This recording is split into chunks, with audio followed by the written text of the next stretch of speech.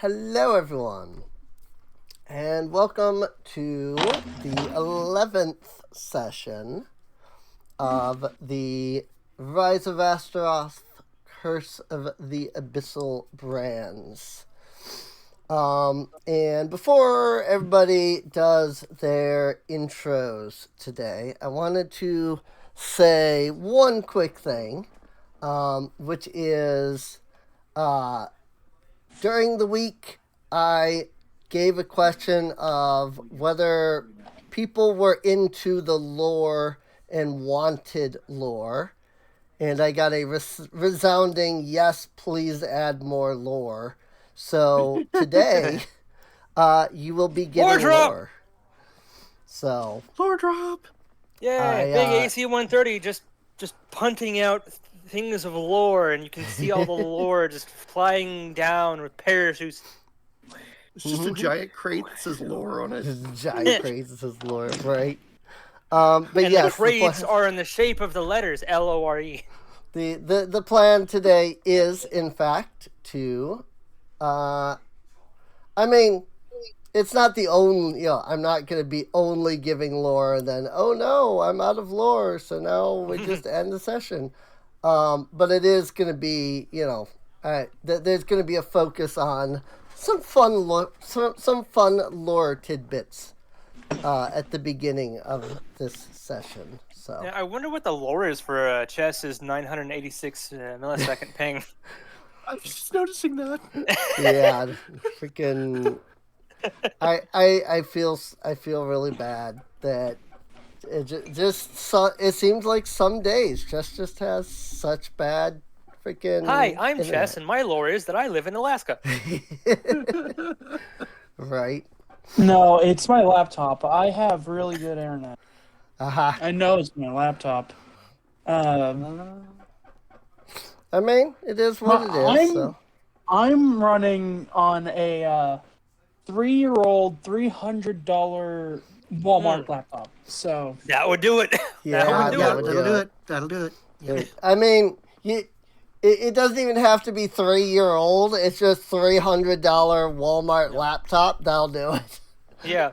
So, as long as you get a laptop that can play Minecraft, you're good. Oh. I mean, right. Agreed. 100% agreed. Anyway, with that, I guess you can all do your intros. Howdy. Hello guys, gals, and non-binary pals. Once again, this is Gunner. For once, I'm not sure who I'm playing this round. You're not dead, right? Exactly. Well, that's why actually, I may have to be right back because food. Right. All right. Hey, food. So he's back Hey everyone, it's Cat5 Gaming, aka Katrea. Once again playing Coda, the Null Thaumaturge. Hello, it's Cryos. It's your boy Cal. You know me. 21 fart gun salute.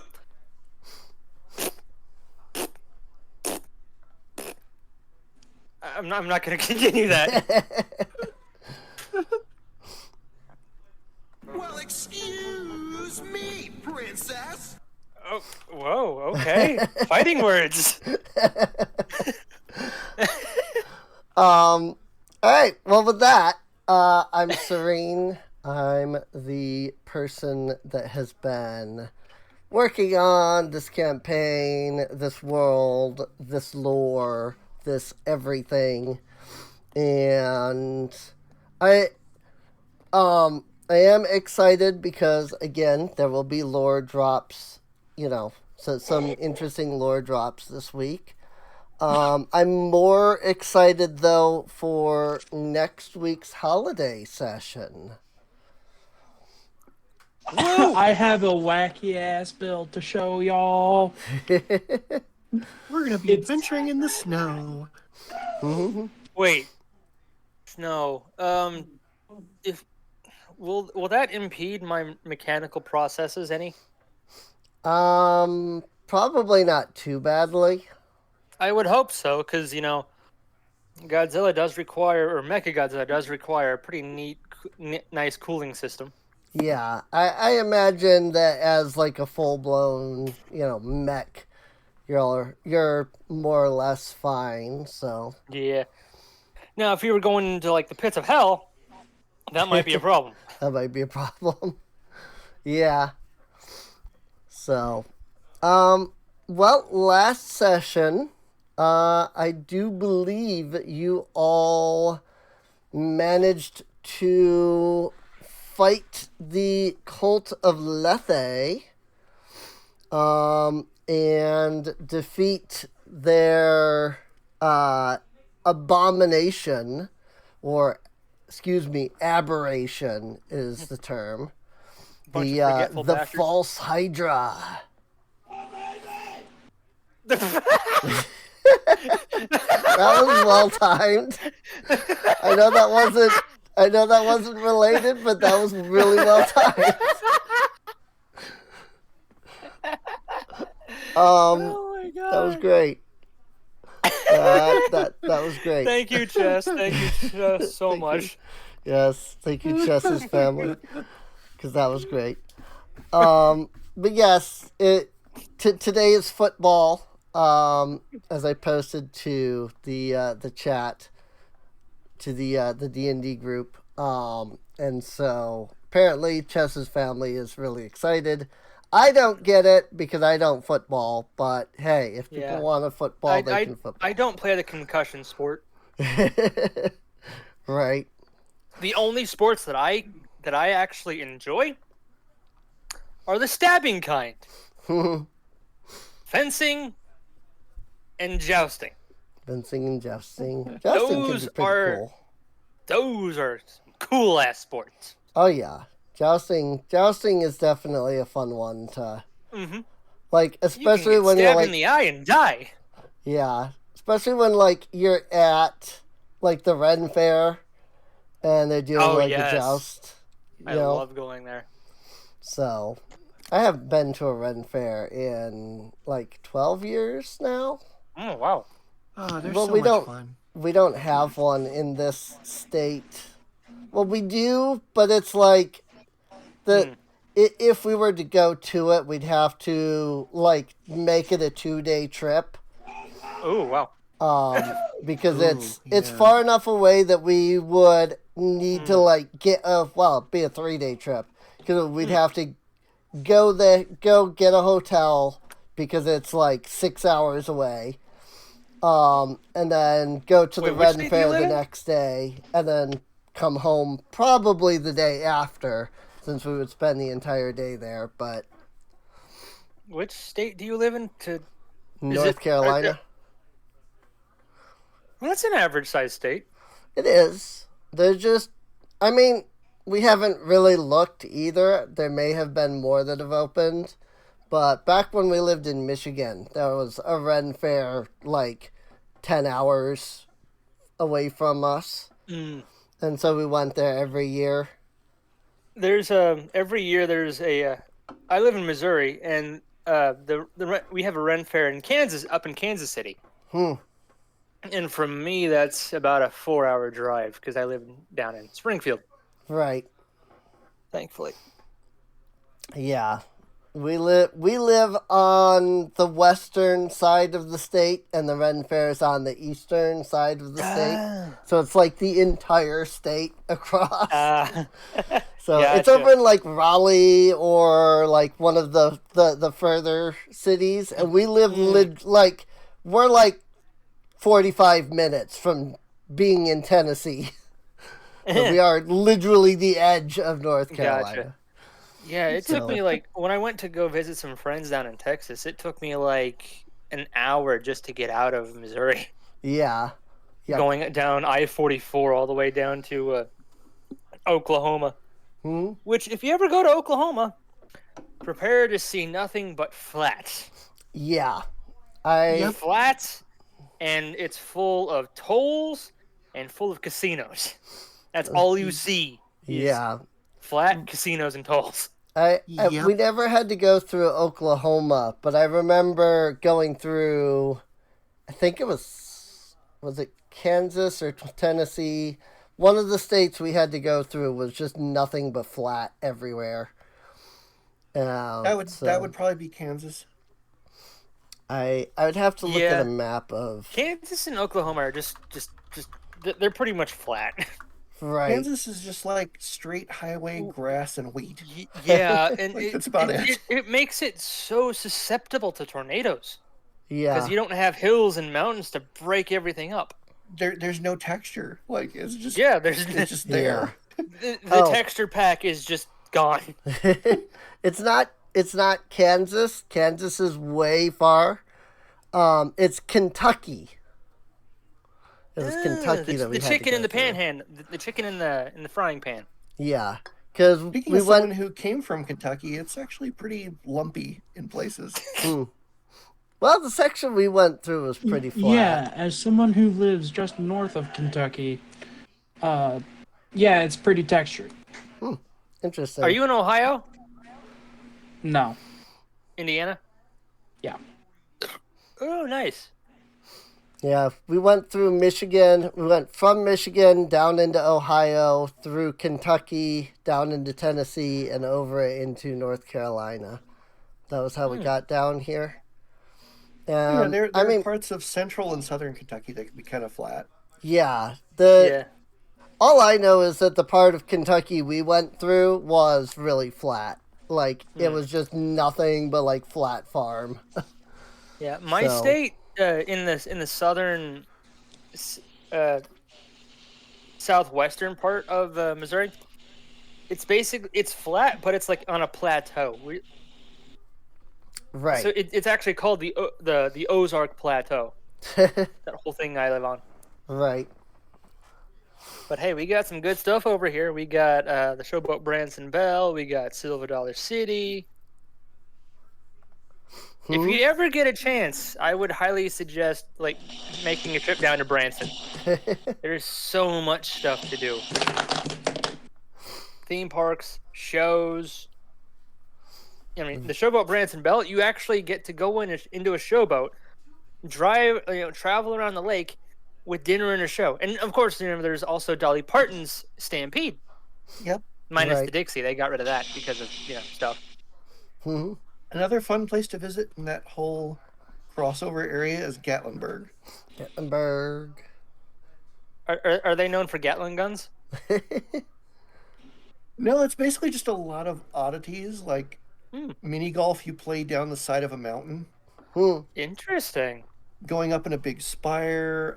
There's like a museum of famous cars. Like, ooh, there's all sorts of like. Does it have the Batmobile? Yes, it does. Cool. Wait, which one? Which one? Actually, it had two last time I was there. It had the 1990s Batmobile, and it had the like Adam West Batmobile.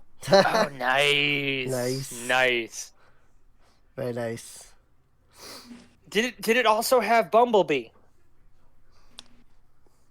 I don't think so, but they change out their their vehicles like gotcha as they acquire them, basically. Right. And of course, because collectors basically just donate these vehicles to this display museum where everybody can go tour it, and then occasionally they take the vehicles back or swap them out or whatever.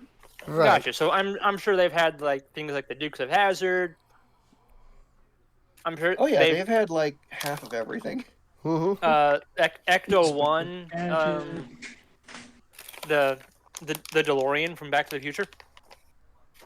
But no, like Gatlinburg is just where you go to see and do a bunch of random cool shit. Like, that's it. Right. Cool. That's its entire purpose. Let's see. So beyond the false Hydra, you did spend a little while helping out the people of Agrinia. Yep. Because they had some issues after they all remembered the many people that died. Yeah. Yeah. You left Agrinia and started to follow the path to the west slash southwest towards Kasan.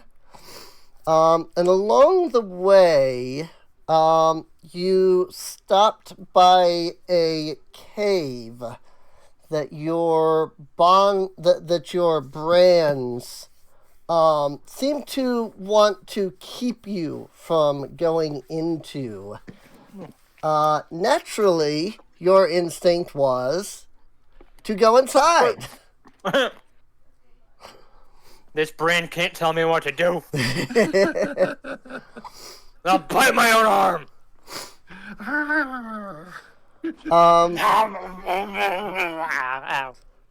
Now, I do need to know which of the characters are going in. Obviously, I'm assuming Skrarkon, Kona, and Cal. Yeah. Yeah. Since Fenrir, each of okay? you basically have just the one character.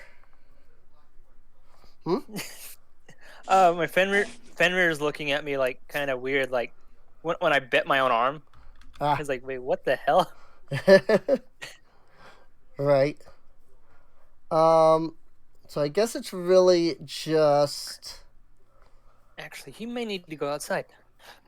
I guess it's really just Gunner that I need to actually know. And I think he might still be AFK.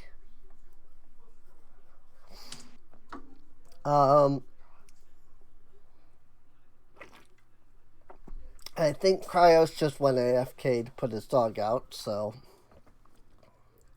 Well, in that case, I'll use the opportunity to just grab a Mountain Dew. I'll be like 5 seconds. Sounds like a plan. I guess I'll pause the recording until everybody is back. Well, while we wait for whoever to get out of the carriage, anything you guys want to do while we wait?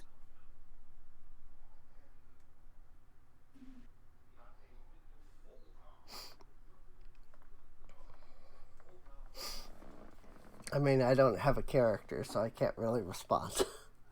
I don't know. Does anybody play cards? I do that. Do you want me to? Do you want? Skrarkon pulls out a deck of cards. He has a deck Sweet. of cards in his inventory. Nice. Nice. Nice. Nice. Very nice. So what are we playing? Poker, goldfish, strip poker.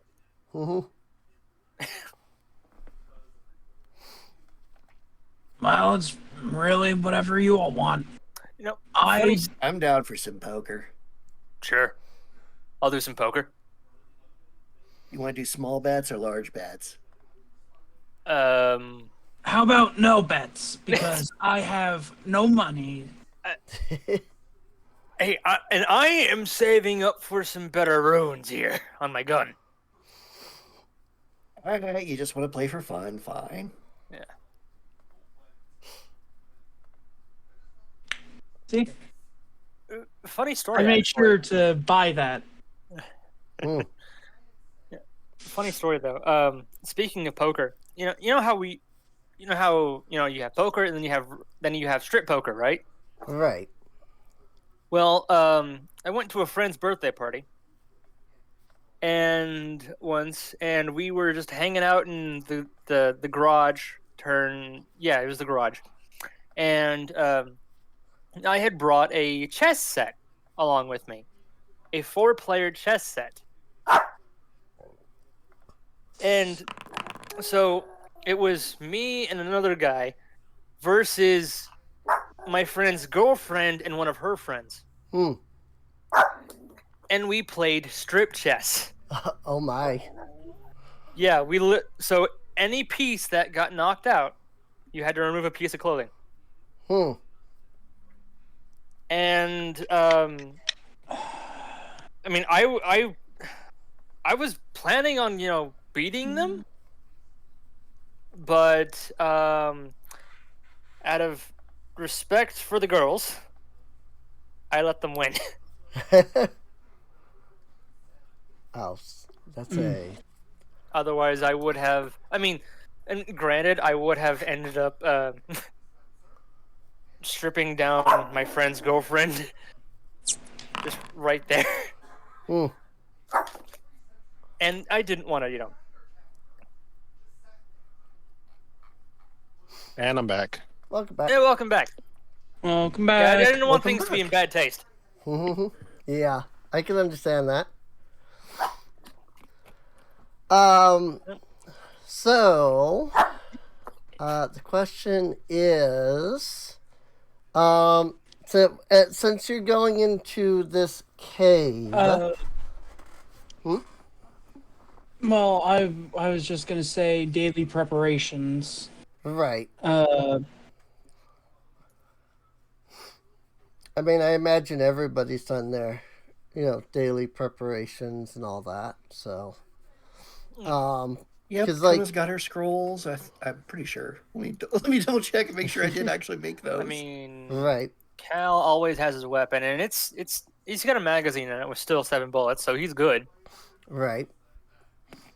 So since you're going into this, since you're going into the cave, I do have to know whether it is Don or Leica that's going. Well, since we're not facing anything that might require actual party balance, it's going to be Don. Okay. And I will grab Don's token in that case. All right. So in that case, Don, Cal, Kona, and Squarkon, the 4 of you make your way into the cavern. The cavern itself is, standard looking dark cavern. Everyone gets 3 elixirs of life. 3 lesser. Yeah. But that only lasts 24 hours. So. Right. Oh, I'm sure they'll get used. Kona is a sponge of pain. Yeah. I can make 12 with 4 reagents. So Post? Neither of those posts. That's really annoying. I downloaded a module that's supposed to let you post things from Compendium, and it doesn't seem to work. Oh. It does sometimes, but doesn't other times. It doesn't seem to let me post, plain items, but it'll post, pictures and, abilities and stuff, but, I tried to link the elixir of life, and it wouldn't let me link it, so. Where's the party stores? I can just put in party stores. Yeah.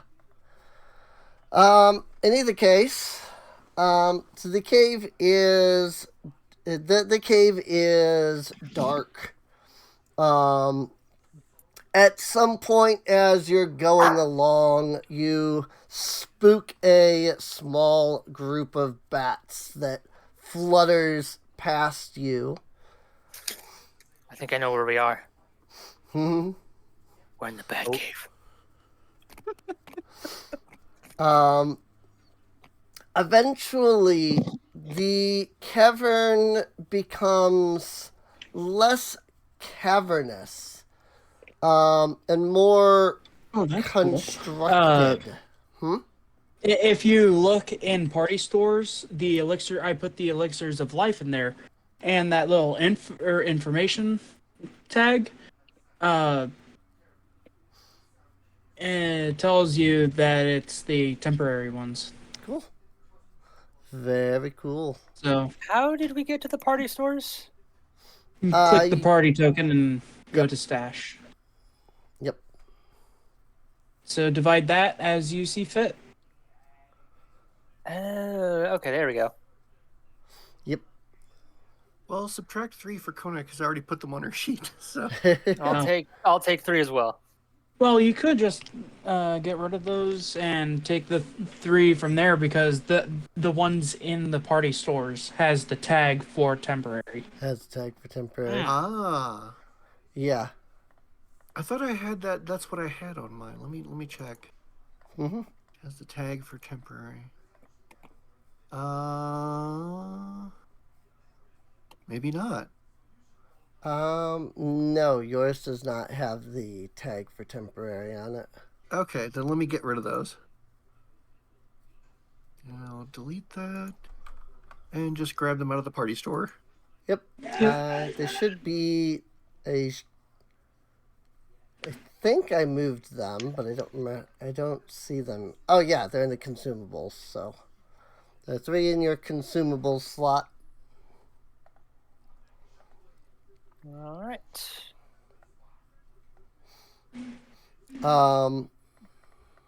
Okay. Move 3 of those. Oh yeah, we can also now get rid of the Orrery Calicum core. Oh yeah. There we go. That's freed up some space. Yep, that helps.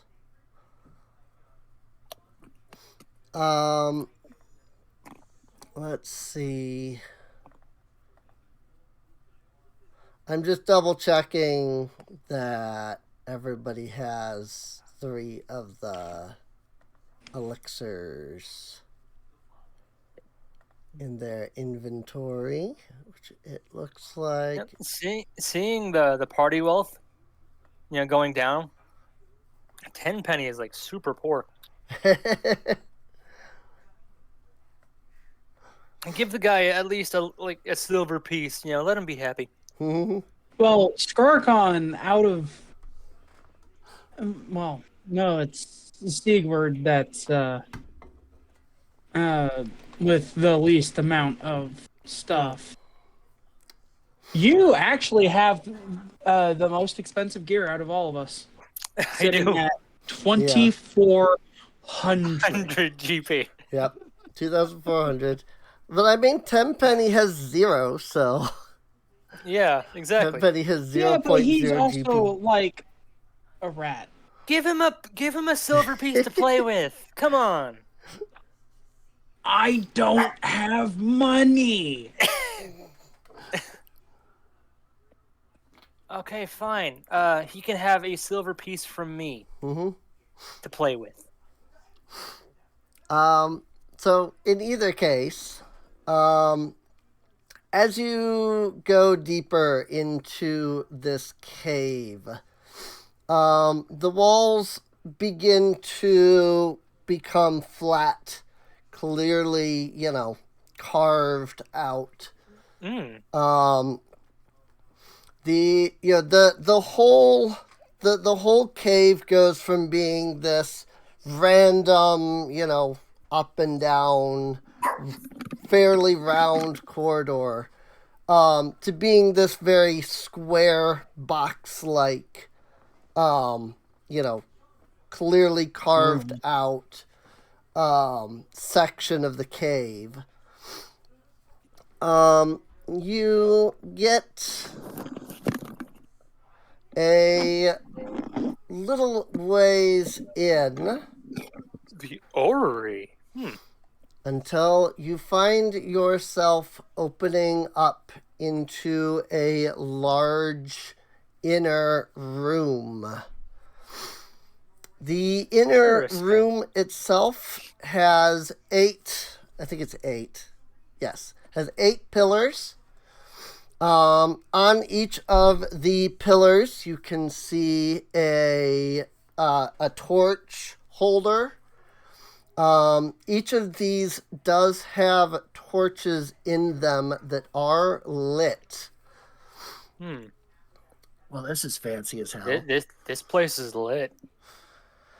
At the far end of the room, you see a strange circular device. Now the image that you're seeing here is not completely accurate to anything. Because it's based off of the old model of the universe with the Earth in the center. Right. Well, I mean, like what you're seeing on the image is not technically what I'm about to describe.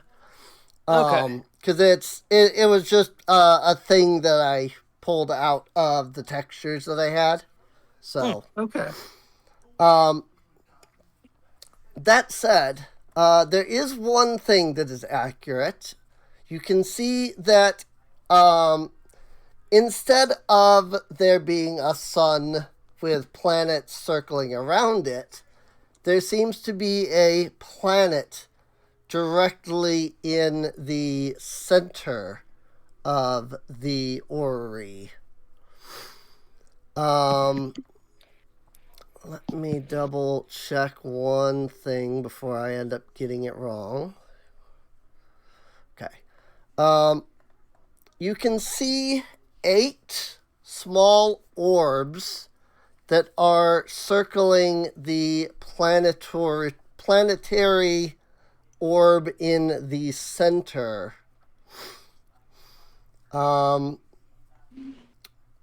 Let's see. Before we do too much, this is going to be weird because we're not going into combat, but I would like everybody to roll initiative. It's going to sound weird because, again, we're not going into combat. But I found something online that said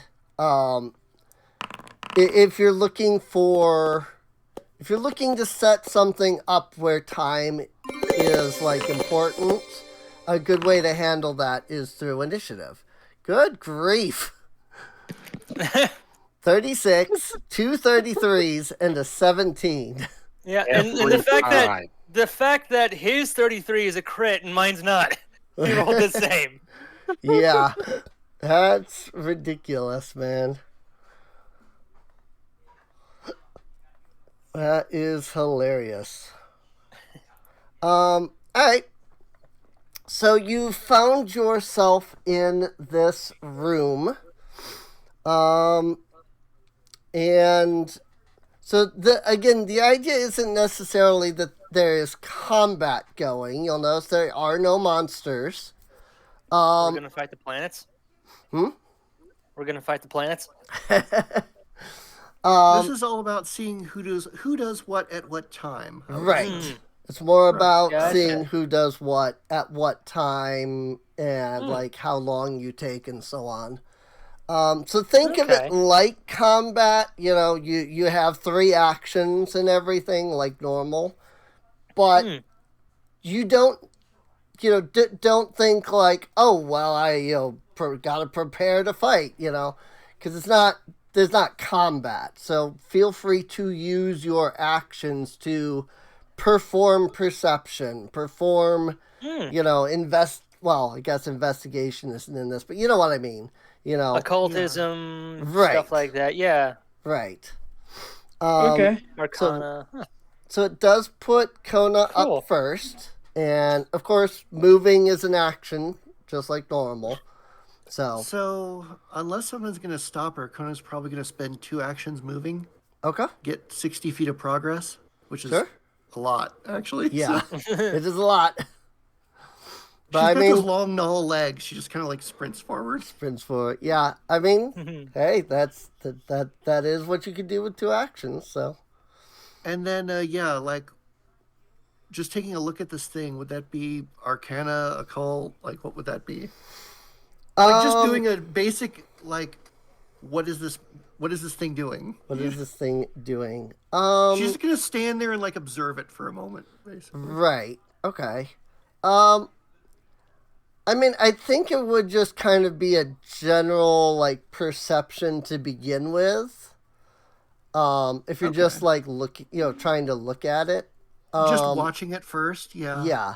If you're just watching it in general, then it would just be generic perception. I will note, you'll notice that there is a little effect going on here, in the like bottom half of the map. And there is this like warbly glow kind of coming off of the device. That's why you'll notice that like it ends up here by these two pillars. It's not coming off of these torches. It's coming off of this device and going out about 30 or so feet. I think it is. Question, actually. Okay. Before I roll perception, like since Kona lit her lantern when entering the cave, pretty standard procedure. Right. Is there like any weird interaction with the light from her lantern or anything? Let's see. Remind me again a little bit about what exactly that does. It's a... Okay, let me give you the passive effects, because all she does is have it lit right now. Okay. So I'm only going to give you the passive. And I will set that to just... Obviously, it provides a radius of light. We know that. Yeah, which is what, 30, 60, I assume? Yep. Yeah, 30, 30. Right, yes. Yeah. 30 feet of bright light, 30 feet of dim light. Okay. So it is +1 to recall knowledge for anything in the light. +2 on perception for anything within the light. I can, of course, intensify it as an action to double my bonus. But right now, it's only doing the other passive stuff, which is anything that's invisible or ethereal is revealed. Okay. And that's it. Okay.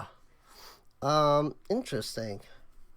It also it can also find traps, environmental hazards, haunts, and secrets passively, like secret doors.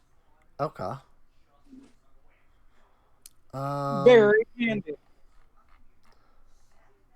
Very cool. Very cool. I would just copy this into the chat, but I forget how to do that. Like, do I just drag and drop, or? I'd imagine so. Well, that was one of the reasons why that does not work. We added. I tried to add. Oh, I can click on it. Oh, okay. I didn't realize I can click on the tiny icon. There we go. So now you can read like all the passive stuff that it does. Oh, okay. Yeah, I see that. Interestingly, and I think I corrected you on this at one point. Oh wait, hang on. Oh no, that's different. Initiate benefit adapt. That's interesting. I was gonna say that your lantern only does 20 feet, which was funny because I corrected you and told you it was 30 feet. When you had been the one to initially say it was 20, like, well, this was weeks ago. But your adept benefit, which I assume you have at this level. Oh, yeah. That gives you the 30 feet, okay. That's the 30-30, yeah. Okay. Got it. Okay. Yeah, because I remember I was looking at... I opened it up on Path Builder, or not Path Builder, the Archives of Nethys, and I was like, wait, it's only supposed to be 20 feet, which is funny, because, like, I told you that it was 30 feet, because that's what a regular lantern is, but then that specifically says it's only 20. Yeah, anytime I get the opportunity to level up an instrument, I always choose the lantern first over the weapon. Right. The lantern's abilities are way cooler. The lantern's abilities are way better. Yeah. Oh, yeah, and then your Paragon, you get 40-40, so that's cool. Okay. So what I can tell you is that you don't detect anything that's like invisible or anything like that. But like gain +1 bonus. Jam rolls, secret check. Well, each time a given hazard or secret comes within the light of your lantern. Effects of divination, magical, and revelation traits. Okay. None of that would pop up for you, so. Okay, so I'll just roll perception with a +1. Yeah. Yep. Sounds good to me. Which is my passive benefit.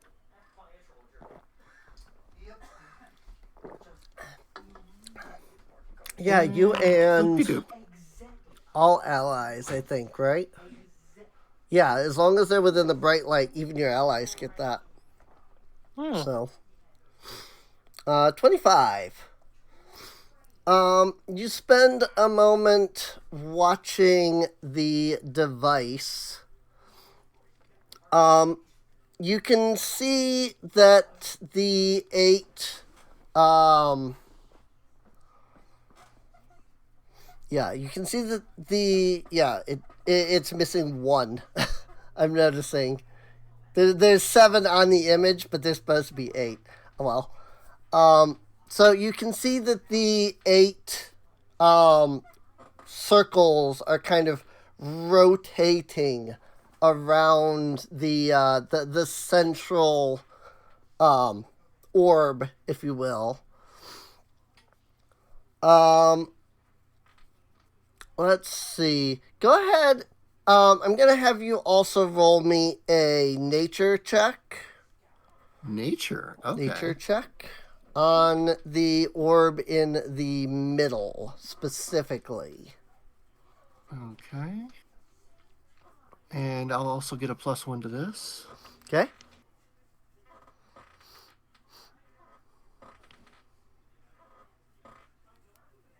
Nature. Status, add, roll. Ooh, 31. Not bad. You recognize, via old maps and things that you have seen, you recognize the central orb itself as being a rough estimate of what Versamy is believed to look like. From if you're viewing it from, outer space, for example, looking down on the planet kind of thing, if that makes sense. But that's what your nature check would tell you, because that you're pretty sure that the central orb is supposed to be your planet, Versamy. So,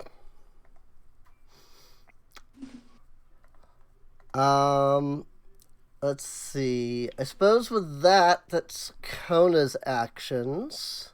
Yeah, Kona's just gonna point at the central orb and be like, "I think that's us." Okay. That brings us to Skrarkon, since he got the crit. Yeah. Natural 20. I'm struggling here. Give me a moment. Skrarkon's going to spend 2 actions to stride. He can only go 50 feet. Okay. Oh, I forgot to grab Tenpenny.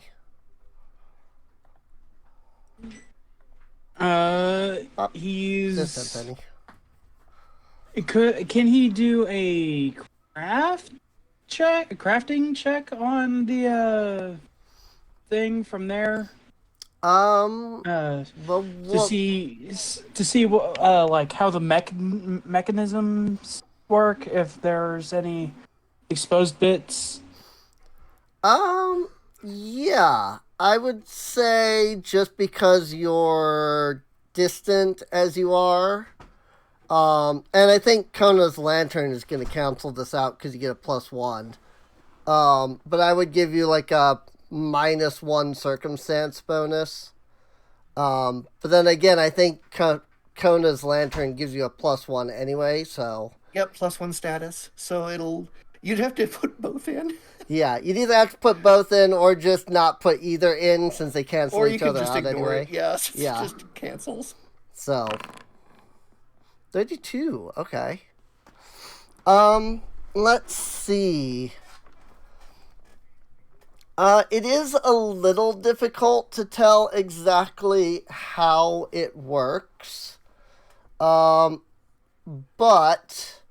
it does seem as though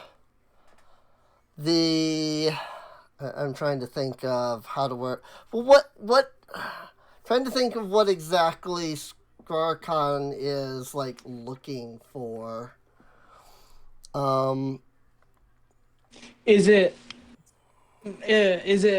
powered by gears, or is it powered by like magical stuff, or what?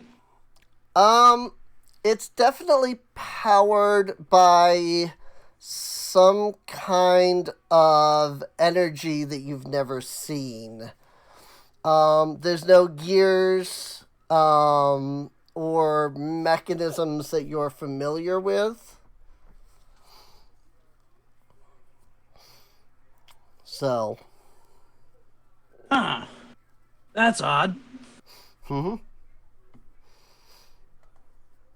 That sounds pretty interesting. How about Cal? What is Cal gonna do?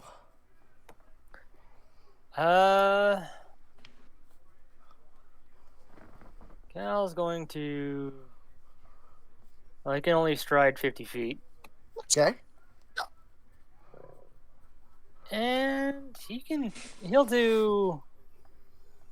Let's see. So what's been done already? Is perception and crafting. A nature check was... Nature. Yeah, a nature was rolled on the central orb, but you could always roll something on any of the others. How about the yellow, or how about like one of the outer ones on perhaps occultism? Yeah, sure. Go ahead and roll me an occultism. 21. 21.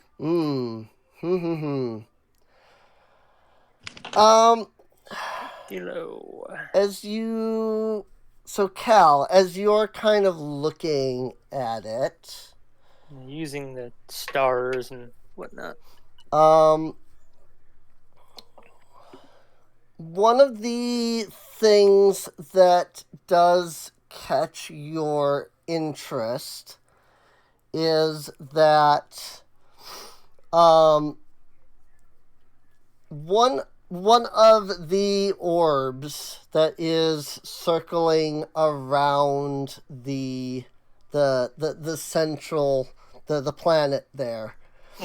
One of those orbs has like a secondary orb like sticking out of it.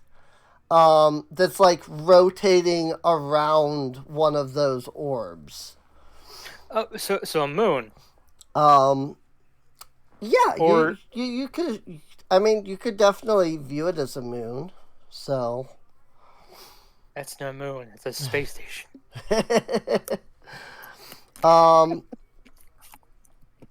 Let's see.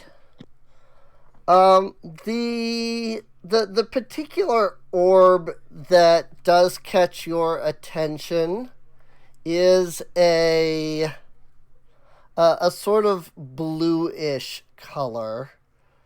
I wonder if I can... If I draw bluish orb. Something so that could be either... Okay. If it's a bluish orb, that's usually indicator of water or perhaps methane in the atmosphere. Mm-hmm. So I'm either looking at another planet with water, so a habitable one, or a gas giant. I'm using my scientific mind. Science. Right. Science rules. I'm gonna put a I'm light over here, and then that way you can all see into this section. Then I'm gonna put this little like circle here. So this is gonna represent what the thing actually looks like. Assuming I can figure out how to change the colors. Oh right, it's like you draw it and then you go in and like make the changes. So this would be the main planet.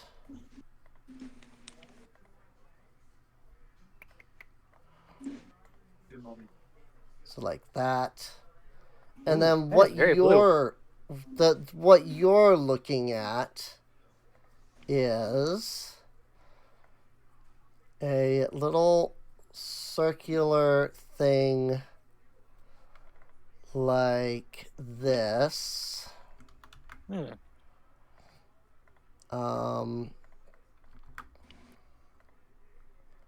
And then it has a small, and there's only so much I can do to get this to look correct. Yeah. No, it's cool. It's good, yeah. Yeah. But what you're seeing is something kind of like this. You've got one little circle, and then sticking out of that circle is like another small, like gray circle. Sticking out, as in like jutting out of the surface, or is it sticking out like is like a little like rod like stick like in between the two, connecting the two? Yes. Like there's like, let's see, there's like a little little like rod coming through. Okay. Going in between them. Gotcha. So that would indicate that this is a moon to whatever this is. Can I just like draw like a line? And then that line. Oh, I have to select things. So then that line is like this, so it's like connecting the two. I know it looks funky, but yeah, so it's there's a little rod sticking out of the one orb going to the other orb. So okay. And this orb, this little smaller gray orb, as the device is circling around, that little, it's circling. Yes. Yeah, it's circling around that little. This is. This. Yeah. There's a weird extra, but like. Because I drew that one. I drew that extra one. But yeah, this you and one I drew is the like same thing at the same time. Yeah, it's like going around like this kind of thing. Gotcha. So. Cal's gonna pipe up. That thing in the center may be us, but what exactly are these? Are these other worlds that we can see or go to? That is a good question. Let's see. I'd never even thought about that. Don, what is he gonna do?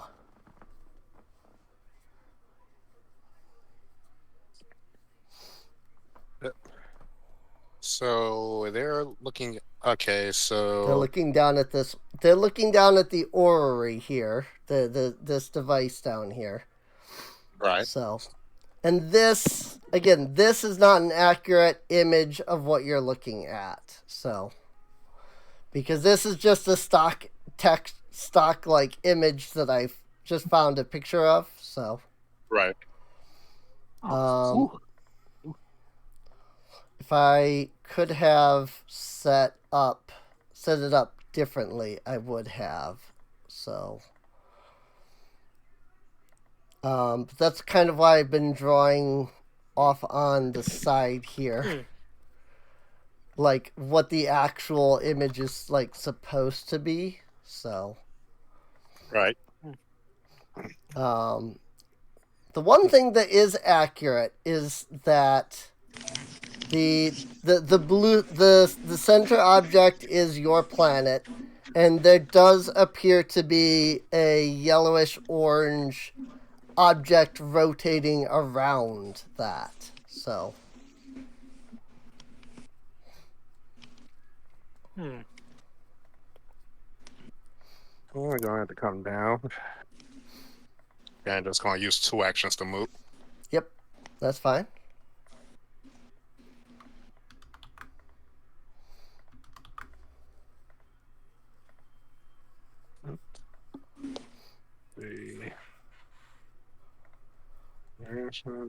Nope.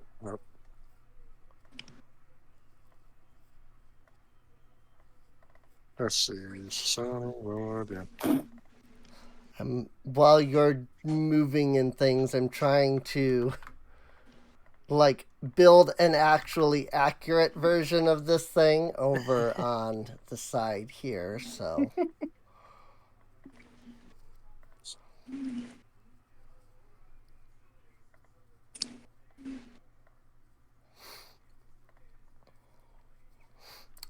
But yeah, I mean, so 2 actions to move down. Yep. And then if so you... Whoops. Sorry. Okay, so it's a bunch of planets surrounding just one big one?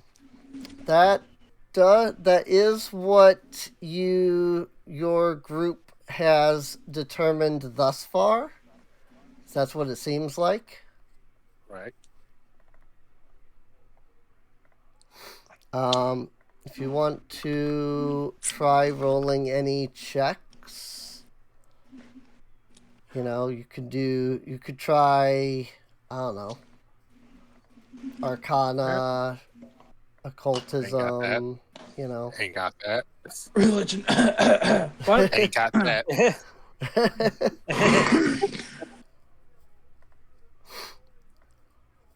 Do any of us have religion? I seem to recall that the group had at least one of everything, but Well, not one of everything. That might have but been close to it. because of Cassandra. I don't know if that's changed. I don't know. Would a summoner be into religion?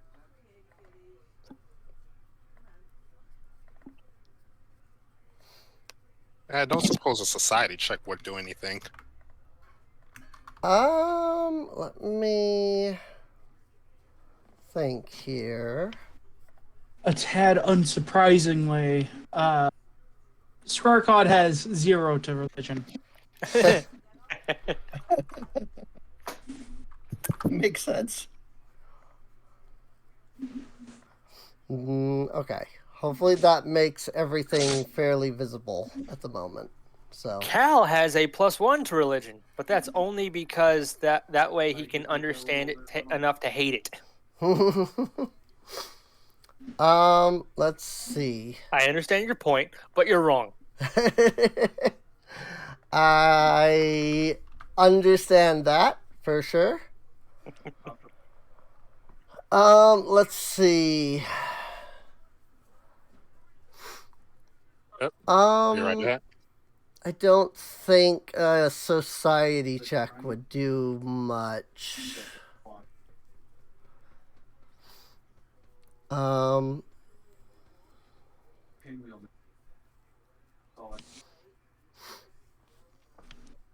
Let's see. What are the different types of recalling knowledge?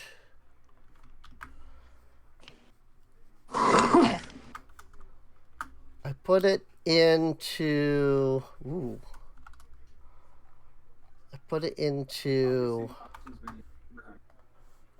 Discord.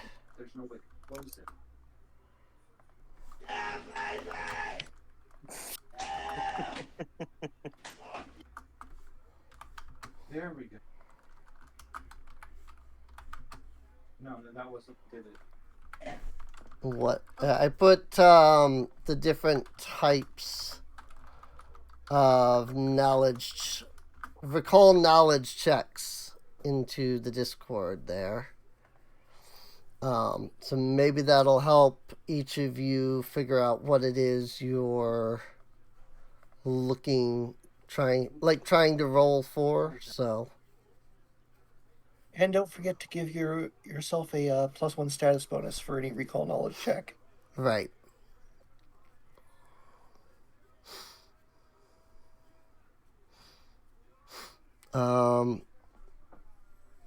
Let's see.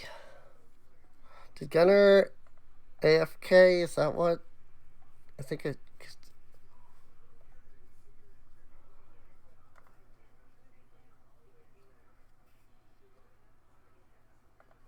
That's interesting. Okay. I think he may have. I think he said he had to be right back. Does appear that he has skedaddled. Sorry, a phone call. No worries. So I put all of the different recall knowledges into the Discord in the Sunday chat. So you can look through that and see if any of those are something that helps. Like if you have any of those, and then you can, maybe that'll help you figure out what you want to roll, or if you want to try something else. So, because there's a lot of different recall knowledges.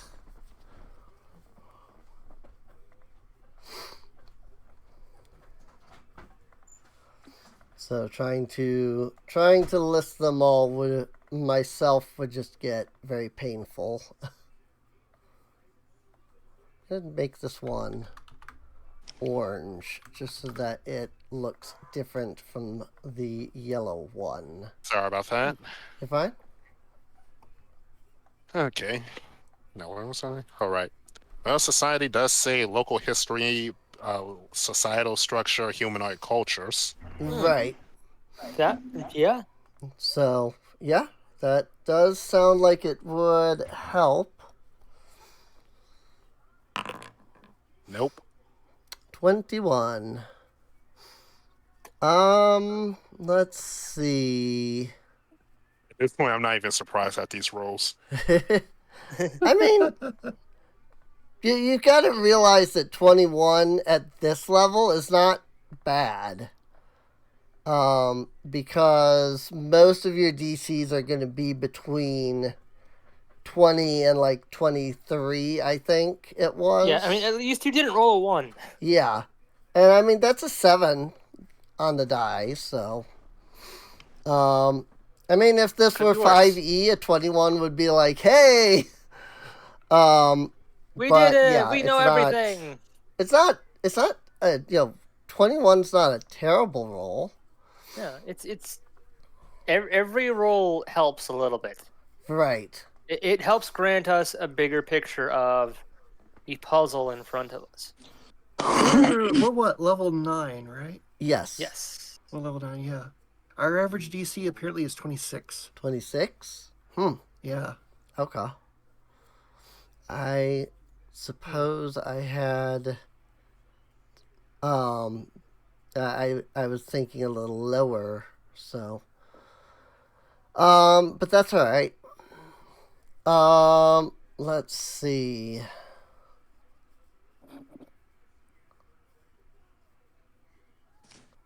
I'm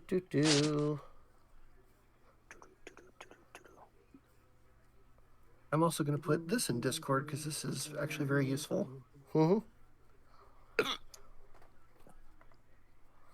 Level-based DCs. Yeah, that is definitely useful. I mean, there are a lot of stories, histories and whatnot, cultures even, that are based around,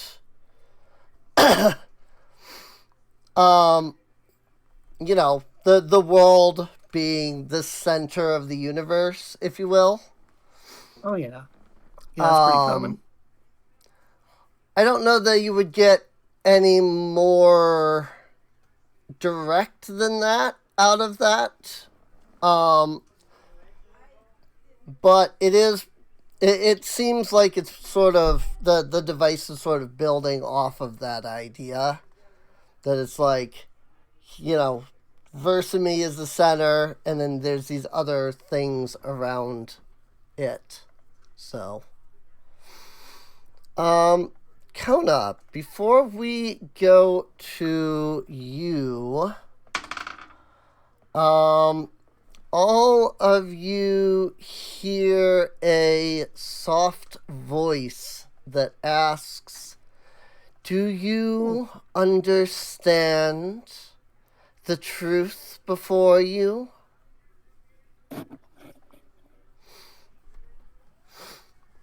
And now it is Konas.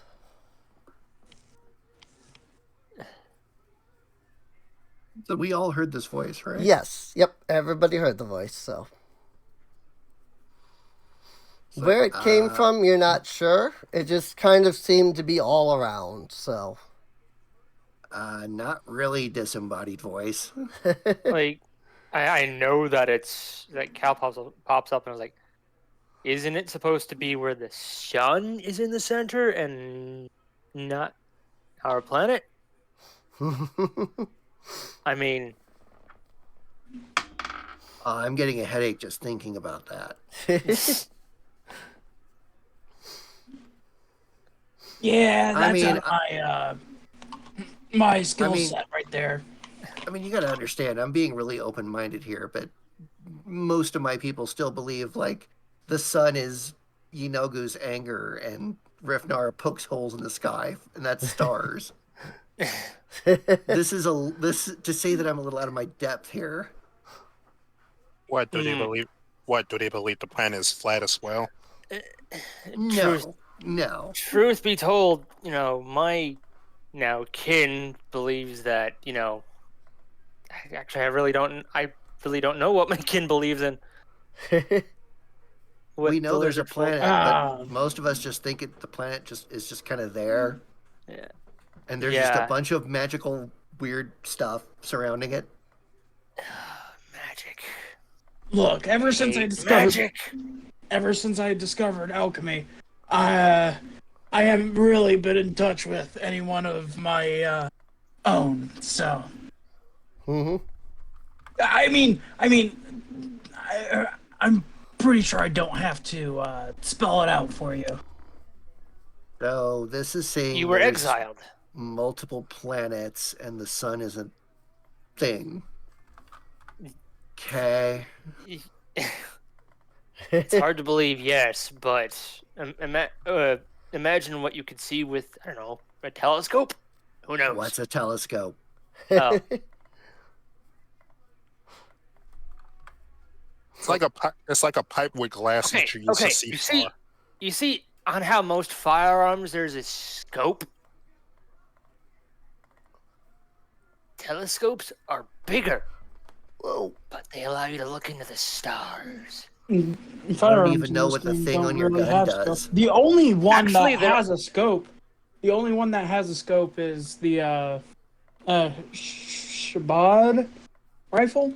Shabad? That's a weird name. I think it also has There we go. I thought it was just the thing you aim through. I didn't know it did something. The scope magnifies your look so you can spot farther away targets. It's helpful when you're out hunting. So it's magic.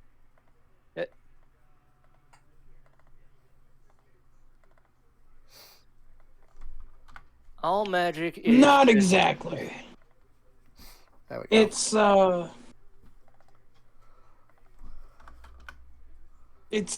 It's complicated.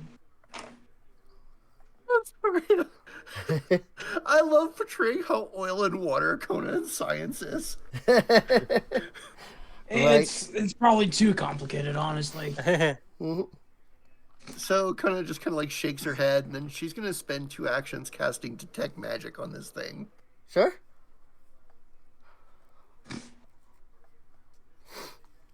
Try to analyze it. Mm-hmm. There was a saying that I heard. Advanced enough science is... Seems a lot like magic. Let's see.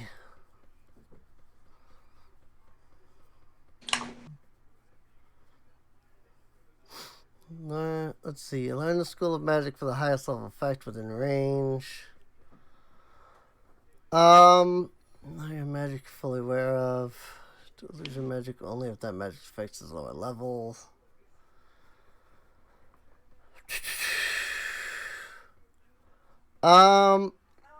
So trying to think of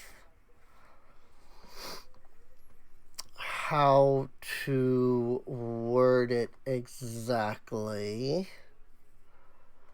But there's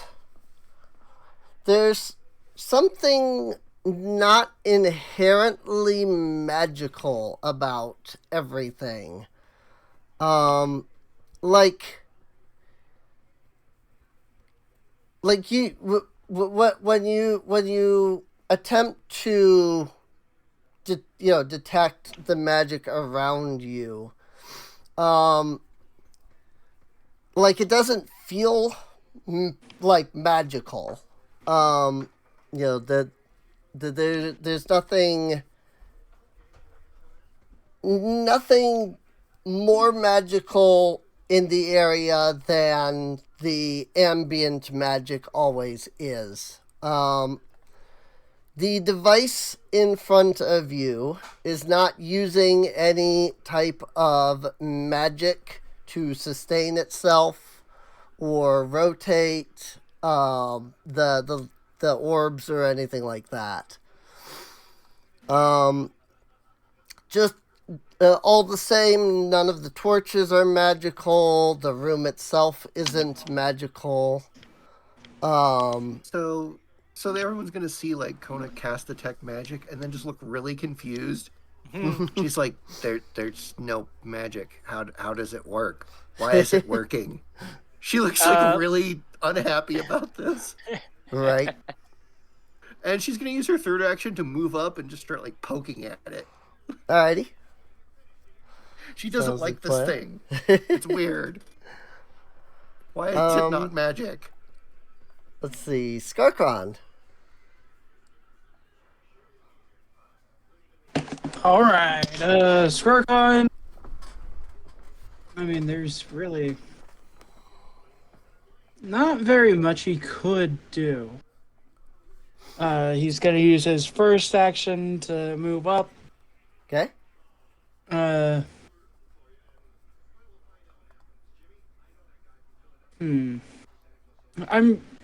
anyone done an Arcana check on it yet? No. Okay. Can I do an Arcana check on it then and see, like...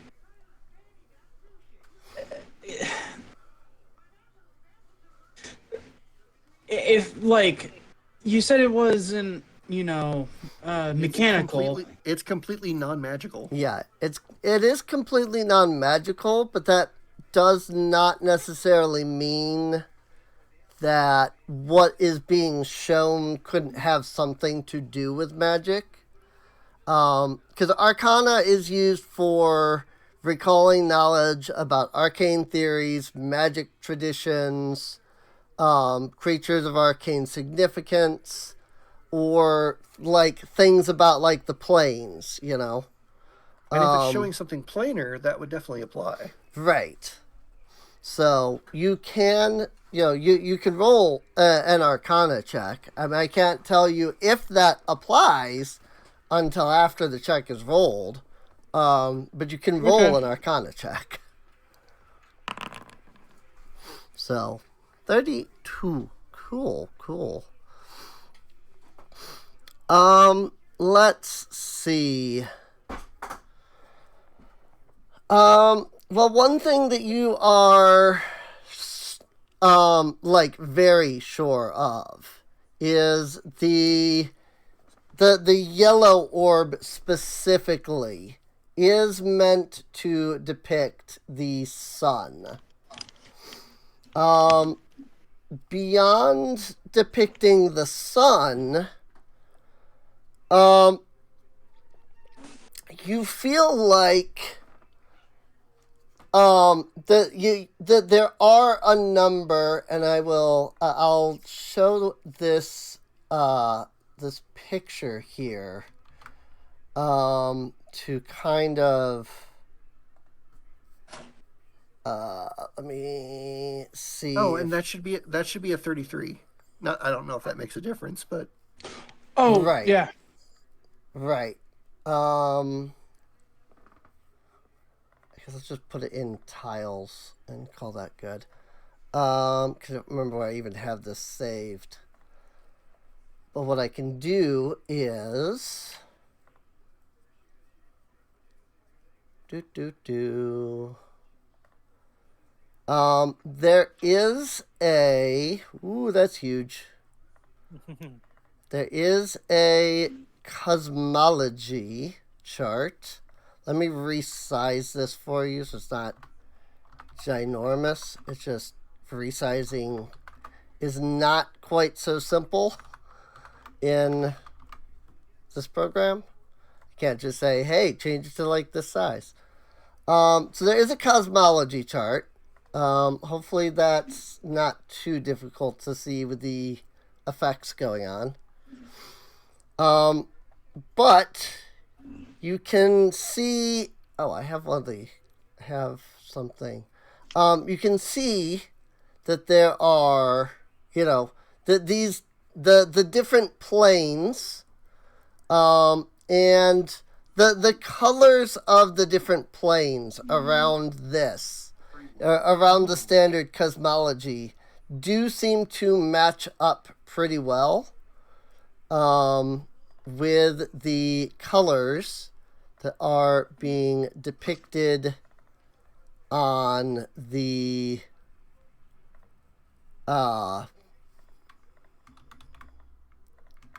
there's an added one. Yeah, that are on the thing there. So there we go.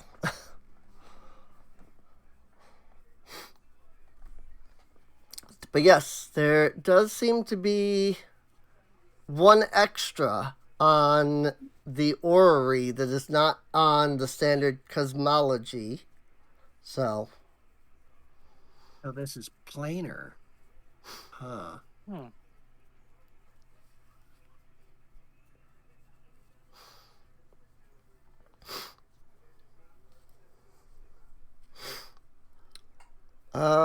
Let's see.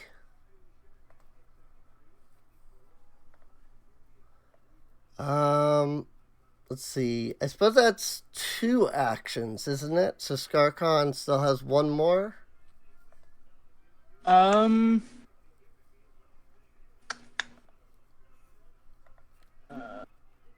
Skills. Because you moved and you rolled 1, so.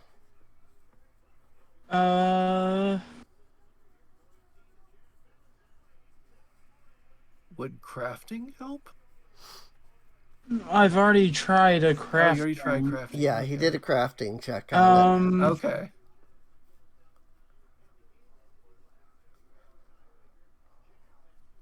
What would be history? Like, would I just roll another Arcana to see to see if I know what the added one is, or now that I'm specifically paying attention to it? Let's see. With that new knowledge. Right. Yeah, you can try another Arcana check while kind of thinking directly about that.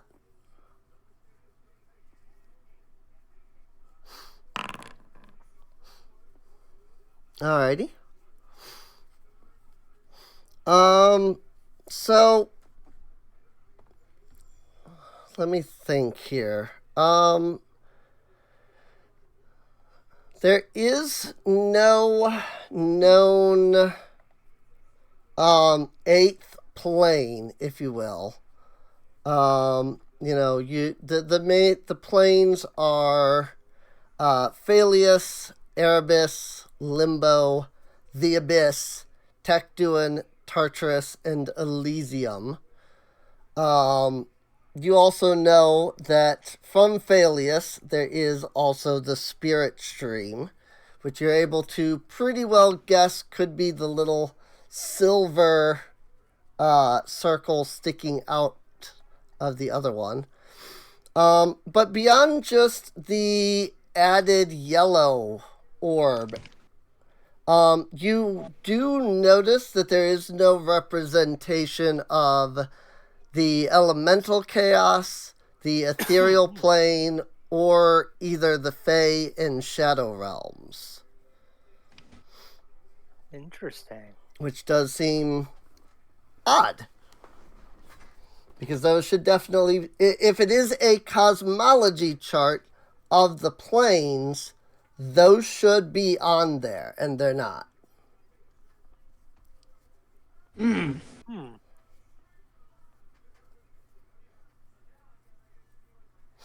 So it's missing all the elemental planes, the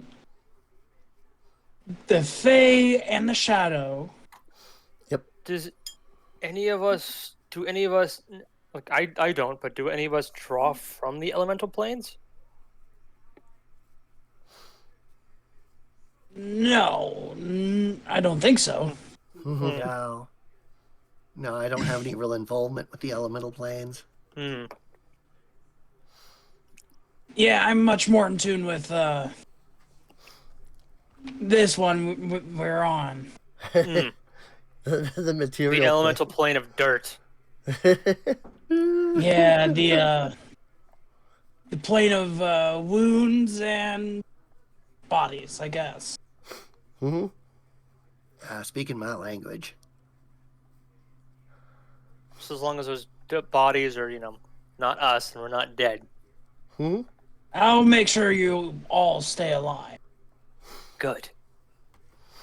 No, if I were to die, there is someone I'd want to, say a eulogy at my funeral. Well, is there anything Cal would like to do now? Let's see. Cal will...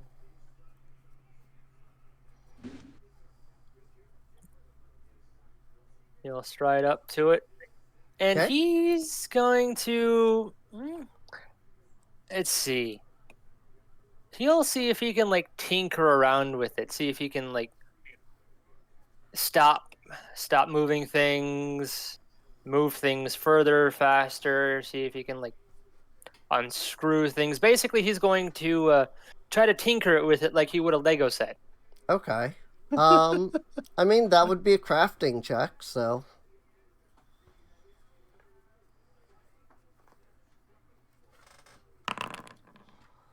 Yeesh. I may have just broke it.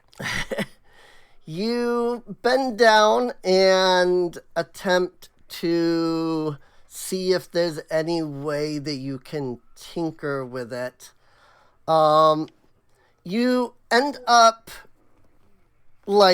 digging one of your claws into the circle on the bottom where the different rods are sticking up out of. you get your claw down there. Unfortunately, you get your claw stuck in the ring. Ow! Ow! Ow! And as one of the rods kind of comes around, you're suddenly forced to jerk your hand back, and just a small bit of your claw just snaps. But it just doesn't even seem like it affects the machine, even when it hits the claw that's now jammed into it. So, let's see. You Dude, are you okay? godforsaken barbarian. I'll be fine. Just a broken nail. Now I'm assuming you had to use 2 actions to stride up to it.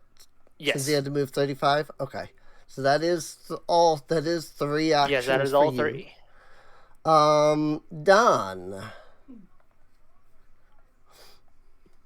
All right.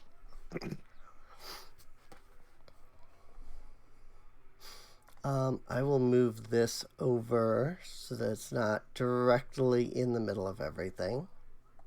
Let's see. Because it's not actually there. I'm just showing it as a reference. Right.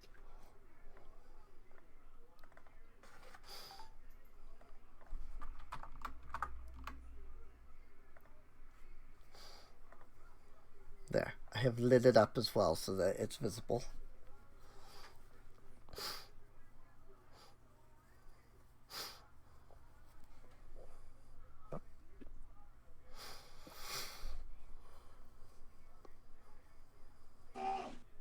Okay. Mm-hmm. That's my dream.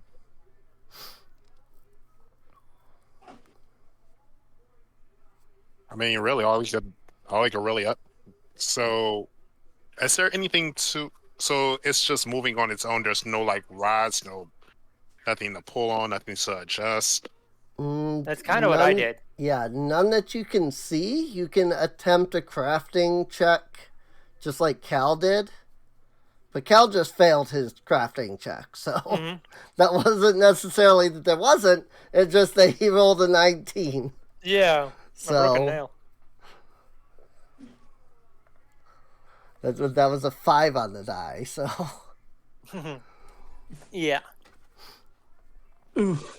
But, I mean, you could perform a crafting check to try and, mess with the machine, try to locate any mechanisms. Squarcon did try that, but he was also quite a bit further back, although he rolled high. But at the same time, your characters don't know what you all rolled, So.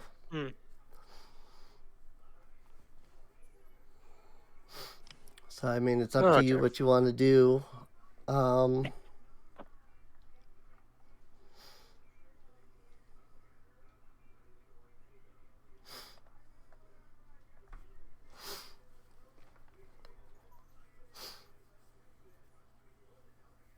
don't know if he's muted or if he's thinking.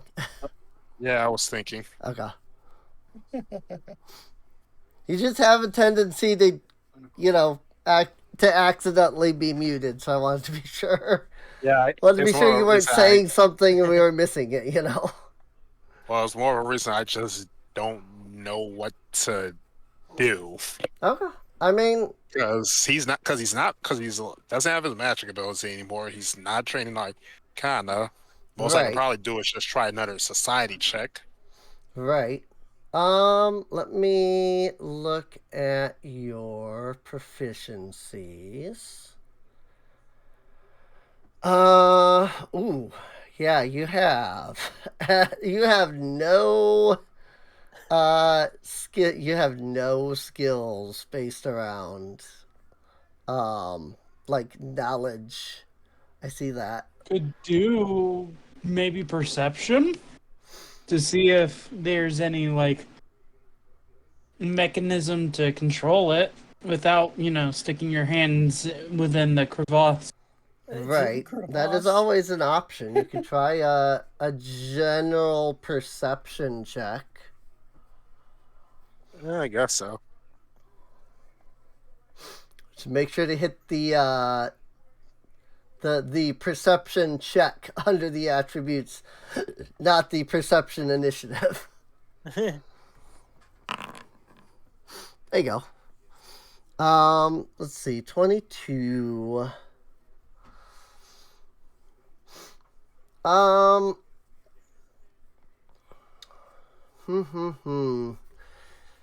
You really don't see anything that can serve as mechanisms or gears or like levers, nothing that seems to be able to change anything, nothing that seems to be able to manipulate any of the spheres. I am going to crash this butch mechanism into an embankment wall. It all seems pretty autonomous, and seems to be designed in some way that completely baffles your knowledge of technological capabilities. So, since I have another action, can I try another one using the Star-Period Catfolk trait? Yeah. Well, granted, I don't know if that will work since that's specifically for hearing undetected creatures. So. Let's see. What is? I assume it's one of your. It's a racial thing. Yeah, one of your feats or heritages or whatnot. Oh,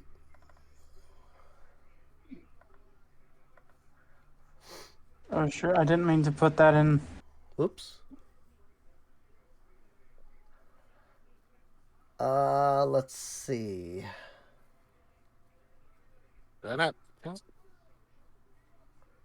No, that wasn't it. That was the craft copied. Mm-hmm.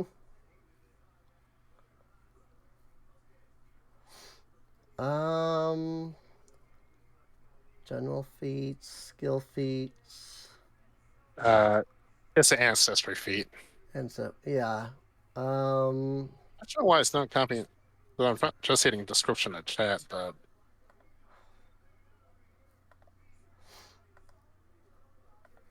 Oh, yeah. For some odd reason, that the description to chat button itself doesn't seem like it actually works.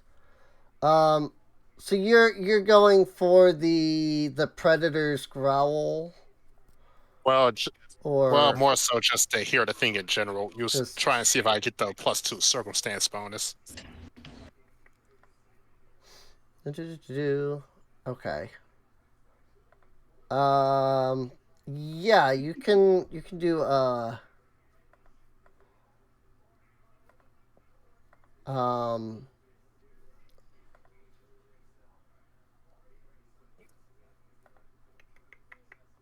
oh yeah, I see this. Okay. Or no, that's not even. That's not it either. I don't actually. Can he actually find the ability? Which? Compendium. Just type in the word sharp. Then it'll be sharp-eared catfolk. Oh, I see. Yeah, it's weird that it doesn't show any of that in your sheet. That's why I was struggling. Gain +2 circumstance bonus. Locate undetected creatures that you can hear within 30 feet with a seek action. As long as you're aware of a creature via sound once per round, your ears can help you point out the creature and all allies as a free action. And yeah, even when I click on description to chat, it doesn't post for some reason. Supposedly, that's what that freaking thing was supposed to do, but it doesn't seem like it wants to do it for some reason. I mean, if you could use it towards like the sound of the voice, since it is specifically for trying to locate undetected creatures. So if you want to do like a seek action to try and find the source of the voice, you could. But it wouldn't help you with the device in any way. So. True. Yeah, might as well try. Okay. Yeah. That's literally the same roll as last time. That is the same roll as last time, but you had it +2. I mean, it's a 9 on the die, so that's not terrible. That's pretty average. So, let's see.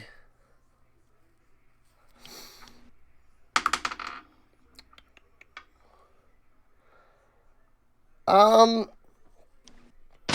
your ears, you use your ears to try to see if you can sense the source of the voice. Let's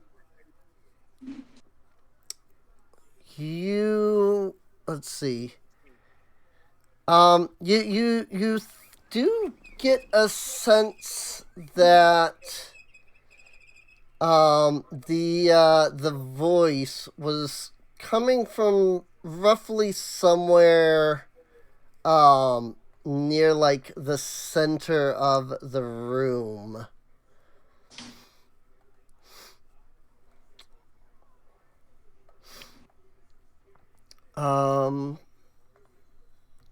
Let's see. But that's really about it.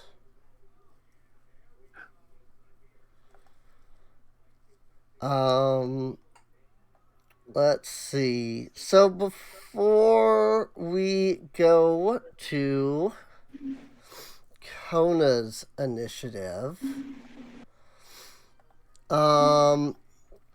you hear the voice once more as it suddenly shouts out, "The Guardian is coming! Be careful!" What now? You turn around, looking to the entrance of the room. And what you see is perhaps not the most friendliest creature you have ever seen. Huh. Looks like me, but with 4 arms and wings.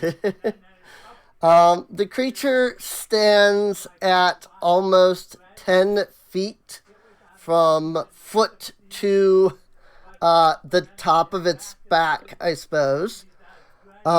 Its head is drooped forward, long neck that seems to be forced into this like drooped position. Hunched. Yeah, that's a good word. It has a large number of spikes that go through the back of its that go from the top of its head down to the back of its body. It has 2 large white, you might think of them almost as angelic wings. Though this creature looks anything but celestial or holy. It is wrapped in several bandages around its chest, neck, and even a couple of bandages that seem to cover its eyes though you get the sense that this thing can still see just fine. It has 4 long arms, 2 that stick off of the top of its body with large spikes that stick out of the backs of its hands. 2 of them are gripping these 2 massive adamantine great swords. It opens its mouth. I didn't. Hang on. I forgot to actually. I think I downloaded the sound for this. I just need to find it. It does not appear that I added it to my the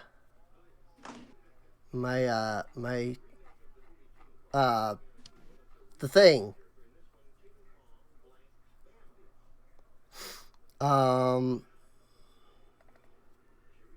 Is this what I'm looking for?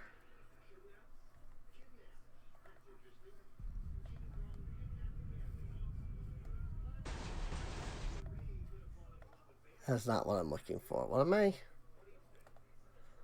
Do I not have the sound?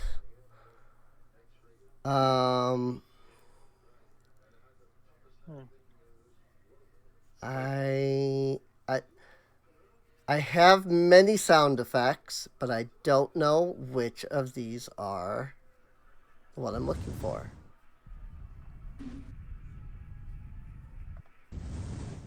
Clearly none of those. Okay, well, I don't know.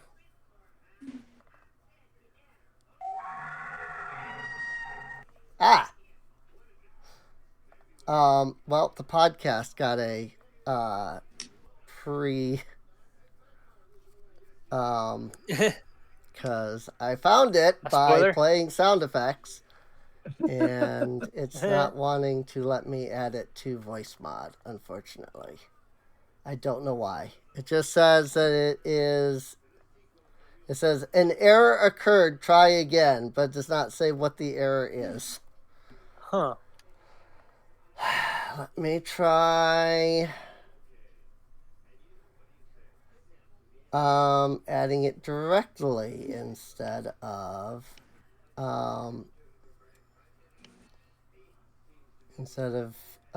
doing, because I was just dragging and dropping it into the program, but that's what's giving me the issue.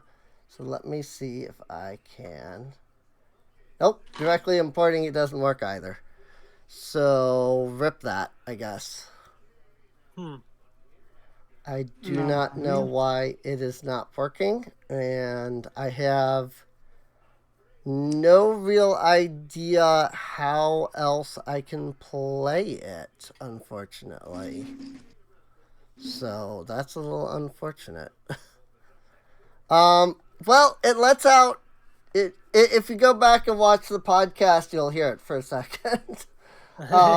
But it lets out a very heavy roar. Let me try. No, that still didn't work. Okay. Yeah, it's not letting me import this into voice mod. And I am not entirely sure why. Being stubborn for no reason? That's what it seems like. Oh, that's fun. And, of course, nobody has it on voice mod themselves, so that's unfortunate. Maybe if I throw it into Audacity... I'm trying my best to get this is at this point it's a lost cause, and like this, I really shouldn't be trying to continue to figure this out, because like, I mean, really, like at this point even if I do get it to work. Like, this is a 3-second clip. So there's, like, literally no point in this, even if I do get it to work. Hey! That was much louder than I expected. But it was cool as heck, though. It was. I converted it to an MP3, and apparently that allowed voice mod to pick it up. So I don't know. I kind of think that was worth the wait. That was good. That was very atmospheric. Yeah. Right. But yeah, so that's what that's what it does. It lets out that roar. And what it does is that? When it does this, like, green gas kind of emits from its mouth for a moment. It's gonna roll initiative now.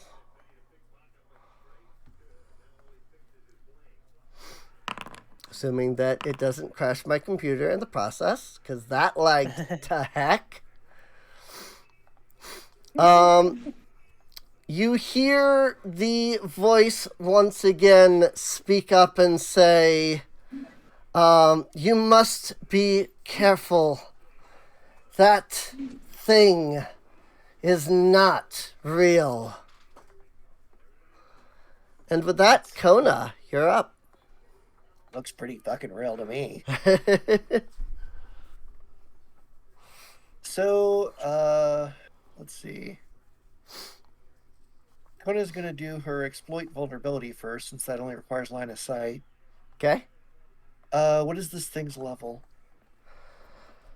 11.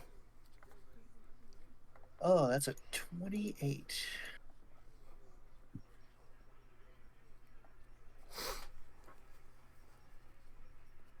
Fun. Let's see. And I get my status bonus. Okay. Oh, thank goodness. Nice. Okay, so that's a success. Okay. So, now I have to remember what I get on a success. I think I learned its greatest weakness. Let me double check that. Its greatest weakness, atheism.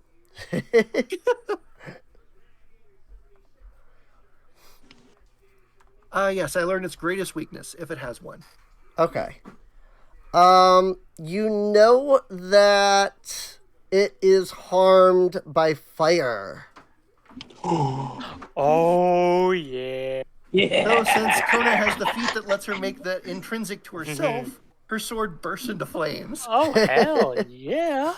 Nice. Nice. Fire, you say? Fire. Fire. It's like, I can adapt your vulnerability as my empowerment, as opposed to exploiting it just for a specific creature. Right. Let's burn the world.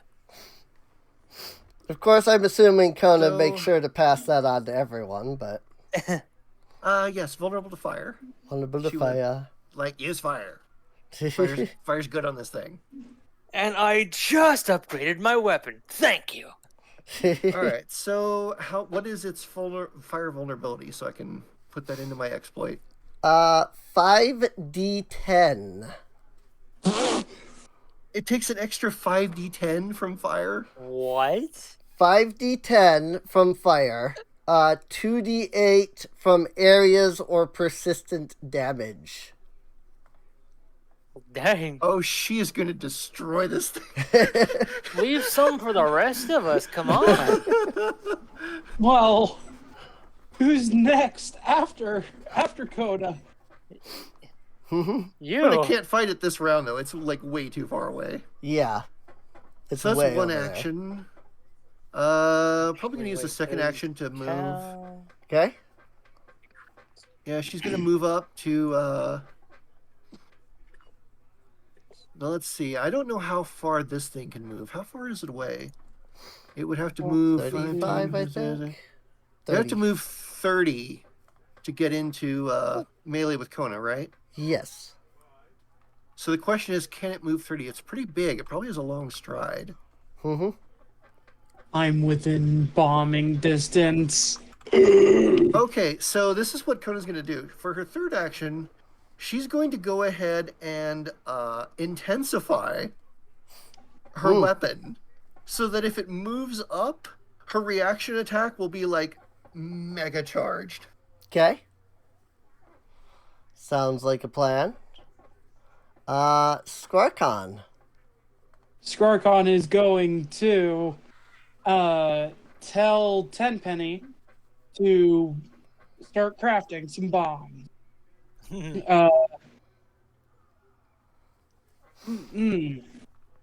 Actually, no. But what he'll do, actually, scratch that. Okay. What he'll do is he's going to quick alchemy a level 1 Alchemist Fire. Alchemist Fire, yeah. Makes sense.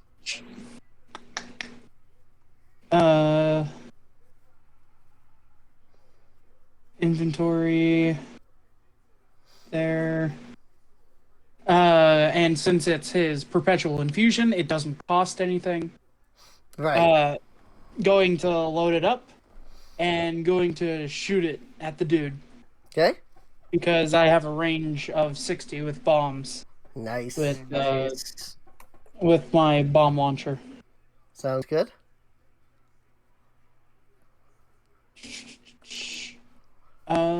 So go strike. Oops. You privately rolled some dice. Oh. Whoops.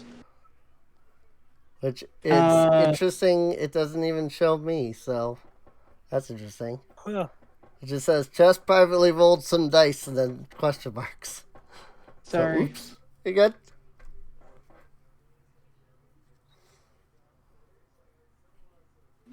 I can't make that public. Yeah. I mean, you could just say there what we the go. number. So. Oh. No, not. So that was the quick alchemy. So.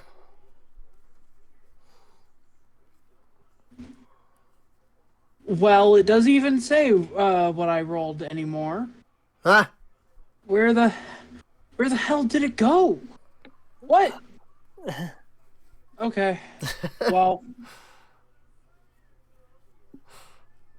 Rip. Fuck me, I guess. Rip. It was like a 27. It was a 27? Yeah. Okay. I can tell you that does miss. But it would still get hit by the splash. By the splash, yes. Splash. So let's see. So I am a little. Fail, succeed, or critically succeeds. All creature within 5 feet of the target, including target, take listed splash damage. And Okay. it should be one fire splash. Right. Let's see. So it's gonna take 2d8 damage from the well, it's gonna take 8 fire damage from that because that's the splash. And then it is also going to take 2d8. At the end of its turn, it will take 2d8 fire from the persistent. So, all right. Cal. All right. Well, Cal is. He's going to switch to his flamethrower. Okay. And then, since firing takes 2 rounds, he's going to stride. to here, so he Okay. can hit it on his next turn. Hit on his next turn. Alrighty. Which brings us to its turn.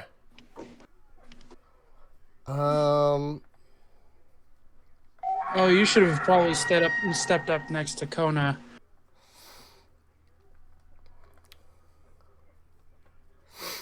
Probably. But I wanted to be close, that way, could hit it. Let's see. Because it is still like a... Oh, I completely forgot about its frightful presence. Oh. We will start factoring that next round. So yeah, I mean, it does look pretty terrifying if you hadn't guessed. So there's that.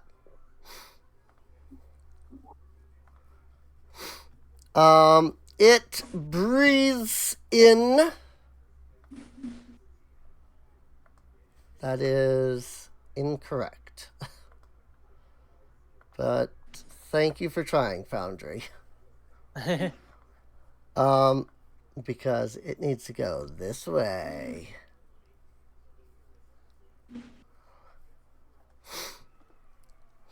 It breathes in and is going to unleash. I mean, can I do that technically? Does that work since he's a large creature? Like, I don't No, actually... a line has to be 5 feet, I think. I think a line can only be 5 feet wide. Yeah. But I was just wondering, like... If it was large, would you be able to double it? Like... I don't know. I was just wondering, like, does it have to come from, like, one side? Because here, if it's in the middle, it is still 5 feet, but it hits both sides. But, I mean, if it has to come from one specific square... I mean, yeah, but I would almost argue that it could still come from the middle. Like, I mean, it would make sense. It would make sense. Unless the line says otherwise, it is 5 foot wide.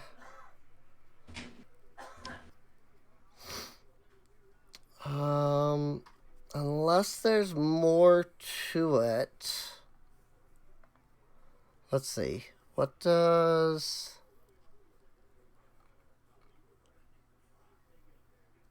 medium or smaller creature, large creature. Okay.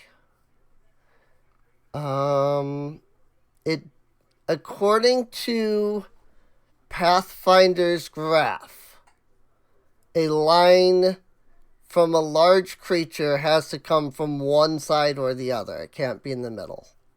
Okay. Okay. Because they in their graph they have a red dot that's in the middle, and then they show the line coming out of one side, but not the other. Given how tactical this game is, I figured they would have had a representation somewhere. Yeah, and that's what I was looking for. I'm going, I feel like there's got to be something in here that will tell me, and yeah, I found the graph specifically that they have. Do I have that? I remember posting one at one point too, but I don't think it ever got pinned or anything. It did not. So rip. Let me here. I'll do it again.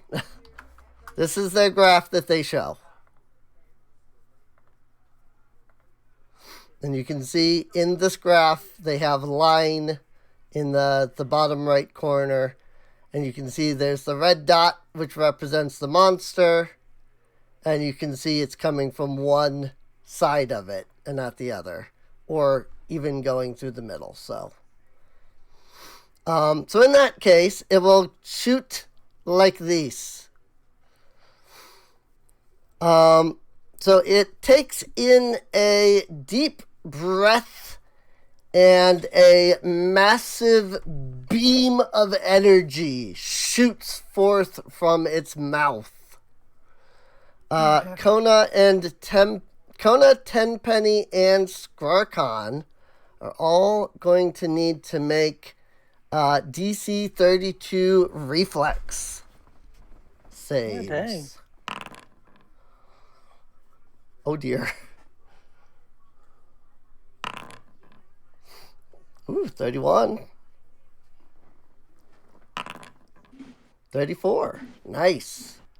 I cannot reach Tenpenny. There, see if that helps.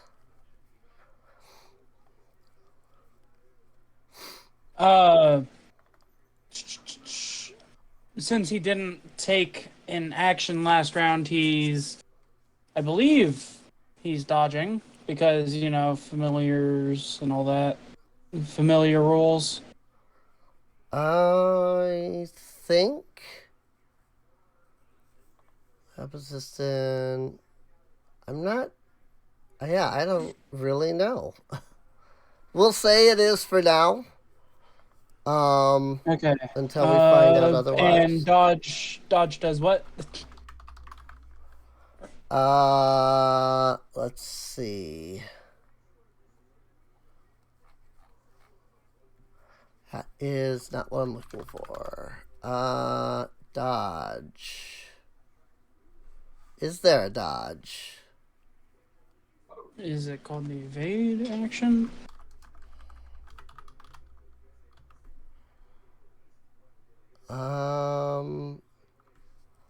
All of the dodges are reactions, so it might not be taking it.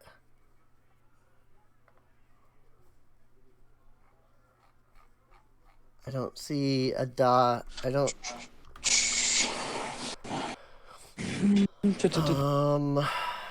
Cause like I see uncanny dodge, which is obviously rogue. There's like the nimble dodge reaction, dodge away reaction. But I don't see a generic dodge ability. And when I look up familiars, rules on familiars.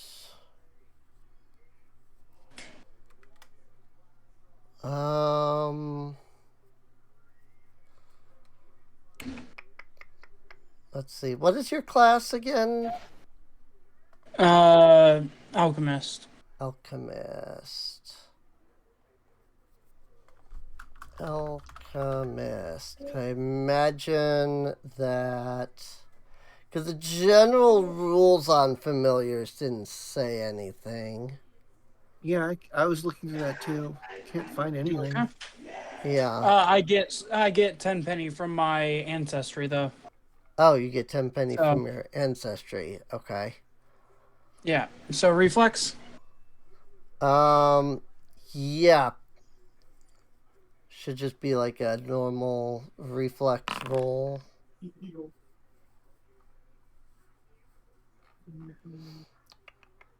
I'm just double checking to see. But yeah, I don't. Tenpenny shares. I was just making sure because I saw some classes and some abilities had that effect, but right. Didn't know if it was applied to Tenpenny. Yeah. But, it looks like there's a damage avoidance feat that your familiar can take. Got it. So if you have not taken that, then that doesn't help you, Eddie. Okay. Damage avoidance is if you get a success, then you like critically succeed, kind of thing. Oh, okay. It's just evasion. Yeah, It's exactly evasion. So it's not like dodge or anything. Doesn't give you any bonuses to the rolls. It just, if you succeed, then you take no damage. Otherwise, you still take half damage. Skarkon is going to take full damage. Everybody else is taking half. Oh, I didn't mean to do that to Tenpenny. Oops. He should just be able to hit either the revert or the heal, and it'll heal him. There you go. Yep. So it's Skarkon that takes the full, and then Tenpenny only takes 20. Luckily, in Pathfinder, familiars have more than 1 HP. In fact, yours has 45. Yes. So he's not immediately dead. So that's good. I wonder, can I use my healing on my familiar? That I have no idea.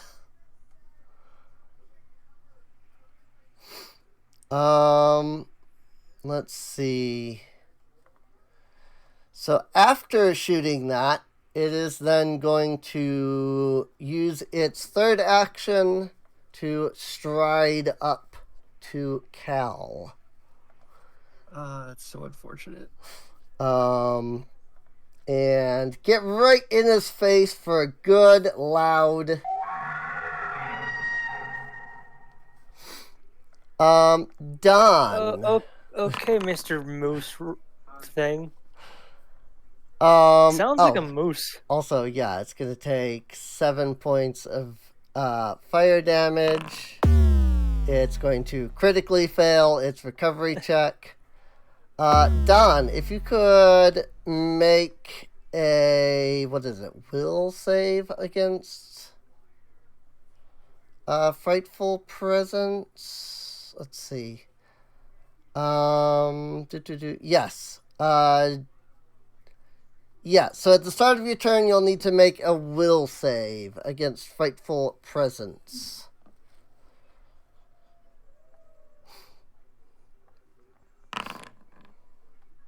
Ooh, that is not enough. Also, I think he's muted.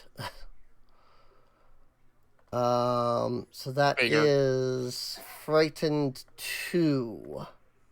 Of course.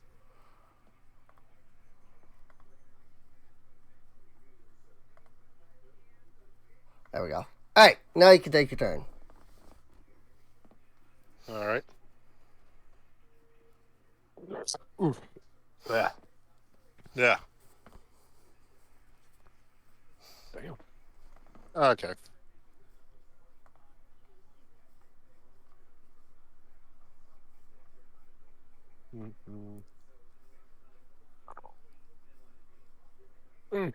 I'm going to get a thrown weapon. I understand that. Could always get a firearm. I would rather get a thrown weapon. There is one firearm that has it's yours, suppressor. My friend, as long as you have enough rubies. What the hell? But it has a scope and the volley 120 feet or 120 feet condition to it, so you'd be taking a -2 to any attack within 120 feet. Yeah. You said you wanted a. You said you were wanting to buy a. Bombs? You want it? It's yours, my friend, as long as you have enough rubies. You were saying you wanted to buy a. To remind you to buy a ranged weapon. Morshu was saying that he would sell you one.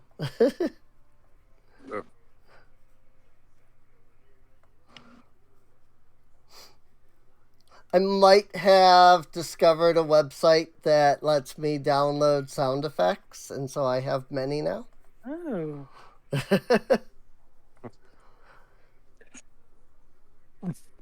Yeah.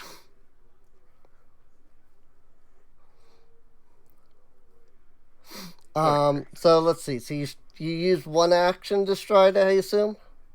Yep. Okay. Well,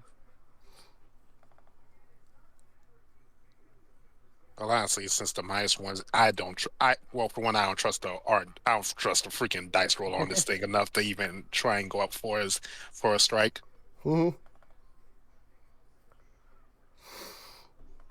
I mean, it's up to you what you want to do. So. Yep.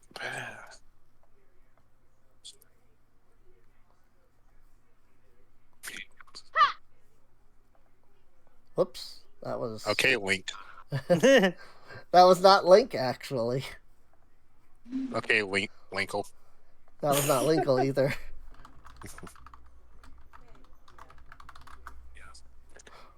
Yeah, might as well see if this thing can take any mental effects. All right. Right. Gonna try to intimidate. So one issue I've in my just now research of seeing if I can battle medicine my familiar. Okay. I can't use risky surgery with battle medicine. Wow. But I think I don't think godless medicine actually works either.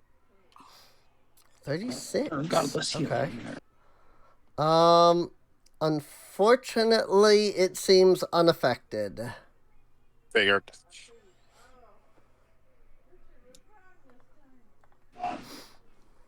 And just gonna end it there. I can't really do much else. Yeah, no, I can't use mortal healing. I have DC and all that. Okay. Kona, if you could, since I forgot last round that it had a frightful presence, if you could give a will save against its frightful presence. Yeah. Let me roll that real quick. Ooh. Oh dear. Oh. That is. That. Oh. I'm gonna spend a hero point. Okay. That's worth spending a hero point. I shall wait to change the modifier after that then. Because I don't want to get shut down. Oh, it's worse. Oh, that's even worse. You have to use it too. Yeah. Well, it did also. I mean, it's worse in general, but I see it did apply the one frighten, so it's technically 19. But yeah, unfortunately, that's worse. I mean, it's technically not worse because that was already a crit fail to begin with. Oh. A 19 is just still a crit fail, so that's frightened 4. Unfortunately. Oh wow. So I take a status penalty of 4. 4. Status penalty of -4. Unfortunately, when it roared, Kona cowered.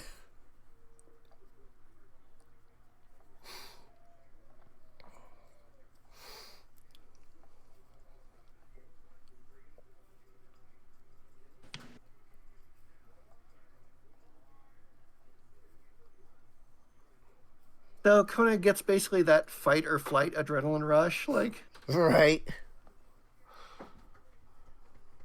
This thing like really freaked her out, so she just like runs at it and tries to kill it as fast as possible. Makes sense. You know that panicked sword swing, like ah. Right. If only my crafting was at this point, I could have reduced your frightened. It is what it is. Oh, also, I forgot to do that. My bad. I forgot to pull up its health. So I'm gonna turn on Titan Swing. She's gonna do her big demon strike. Okie dokie. I've still got my bonus. Hopefully it'll offset some of that huge penalty. Yeah. Luckily, the frightened does go down by 1 each round, but... Yes. Luckily. I could have reduced it by, 3. if I got a critical success. And and a critical miss. Oh no! Rip. And she's just swinging wildly because she's panicked. She's like, ah. Yeah. At least you have another hero point. Right? Yeah, because you crit missed the I mean, you can still only use one hero point per round. But because she crit missed the will save, you do technically get another one. You just can't use it this round. So I actually have 2 hero points. So I got a crit fail and a crit miss. So I have 2 hero points. I just can't use it right now. Yep, you would now have 2. Yes. Oh. Yes. Okay. Neat.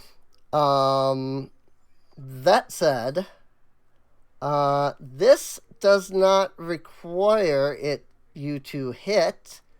It simply requires oh wait, no, never mind, because you didn't hit, so it doesn't need to do that. I thought that let it attack again, but it just increases its AC. So it's not doing that. It's a shield block instead of. I thought it was when it gets attacked, it gets to attack back. But no, that's not what it is. So it's not doing that. Because there's no point it doesn't need to deflect Kona. She's literally just swinging at the air. Yeah. There's literally no point. She had her eyes closed and was just like, eh. Right. Alright, well, Skrarkon. Okay. Gotta make that will save, huh? Yes, gotta make that will save. Oh no. Not great. Second verse, same as the first. I'm gonna use my hero point. Use your hero point. Because I mean, yeah, you 22 was a crit fail even for Kona, so hopefully you get higher than a 22. Oh my god! Oh my god! What the fuck? We're so fucked. Okay. Fuck, dude? Well, Skrarkon. Wow. Well, fuck us, I guess. Right? Skrarkon's gonna do his shit.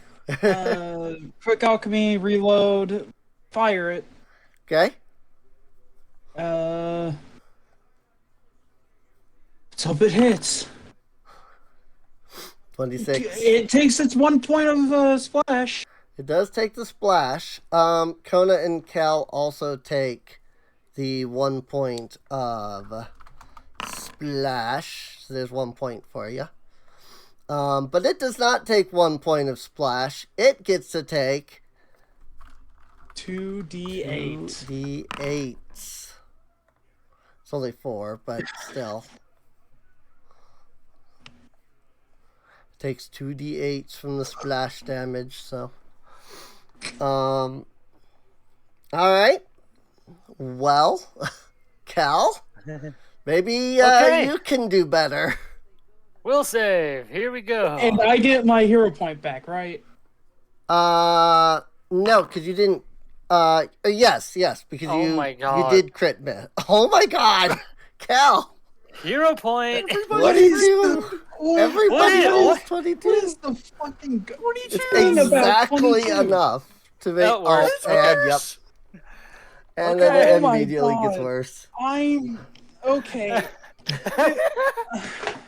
Okay. All right. So he's gonna take a step This is some back. bullshit. Thank you. And That he's is going your What the to. fuck is plus up 4 with frightened. that? Yeah, flamethrower.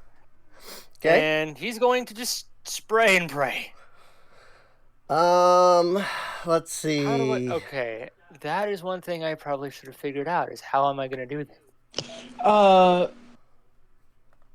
How do I? It's a reflex save, Yeah. right? Yep. Okay. The flamethrower is a reflex save. It's a DC 13. It rolled a 24. I think Kona will have to make the. No, because Okay. it's straight. It's a No, 60-foot blind. line. Yep. Yeah. 60-foot line. So you unleash your flamethrower, and let's just say you shot off to the side instead of Either at that, it. or just or like beat away the flames with its wings. It got a critical success on a 4. Critical success. A 4 out of 4. Wow. It do have a plus 20 to the roll, so unfortunately it was kind of a guaranteed success. Jeez, what is this thing? Anything else? Nope, that was my actions. Okie dokie. Because you it's a 2-action thing to fire. Yeah. And you moved, so. Yep. That's true. Kind of reminds me of Godzilla, to be honest. A little bit, A little bit of Godzilla with a little bit of a moose. Like a moose call. Moose. Uh-oh. Oh, no. Oh no. my. A room with a moose. Oh, wow. Oh my. Are you sure this is a level 11 thing? This I am starting to think our brands were right.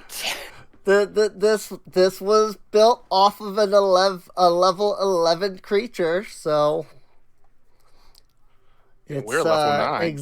It's the exact numbers that a level 11 creature had. So for AC, HP, everything.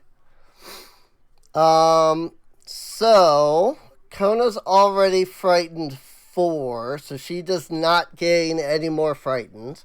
Because of the guy's sword. It is going to. Shoot, I need to make a 1d6 roll. It cannot miss. It can't miss us. We need to kill this before it kills us. I get my flamethrower back in 4 Kona rounds. attacks it before it finishes moving. Okay. Oh, it can't miss. Can't miss any of you. Oh, jeez. No, It's got a it can't. 26.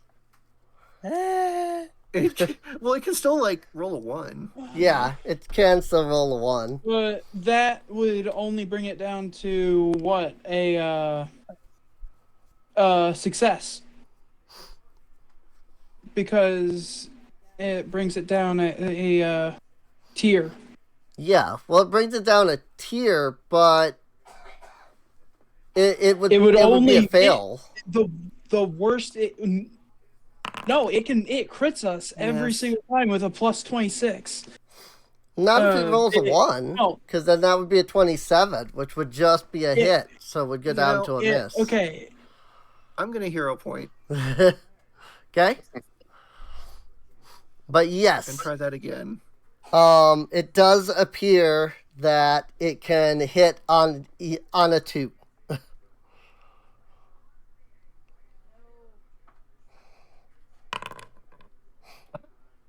Rip.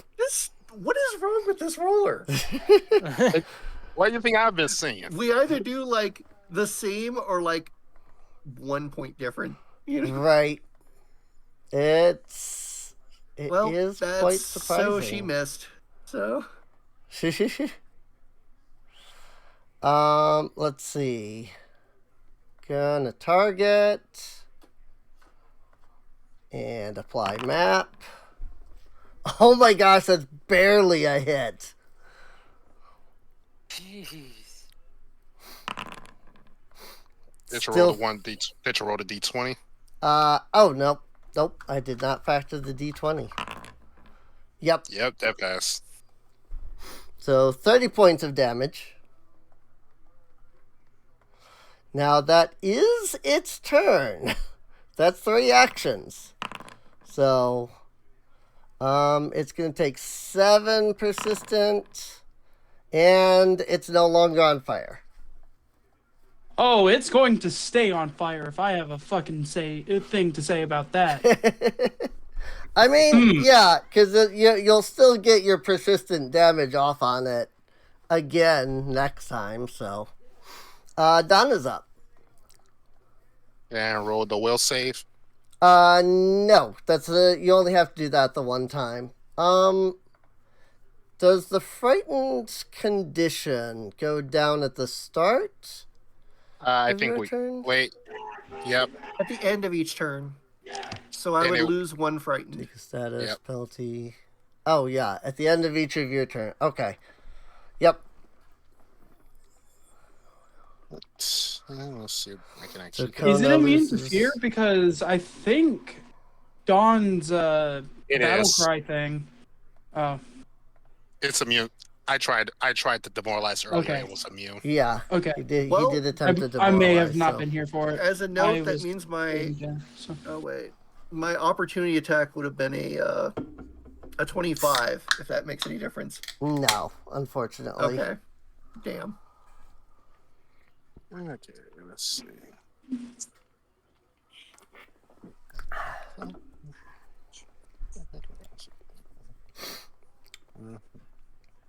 I mean, I like that I narrated that it walked right up to Cal and roared, and then apparently he crit failed, so I guess it was effective. Yep. That's just right.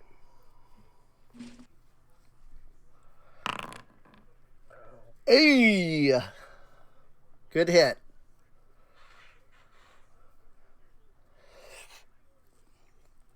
Nice hit. That is a good hit. That is right on, but it is damage. Yep. Indeed.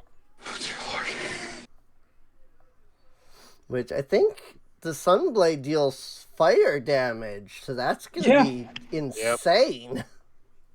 Well, it only does 1d4 fire. But it's 5d10 weak. Oh yeah. It's 5d10 weak. So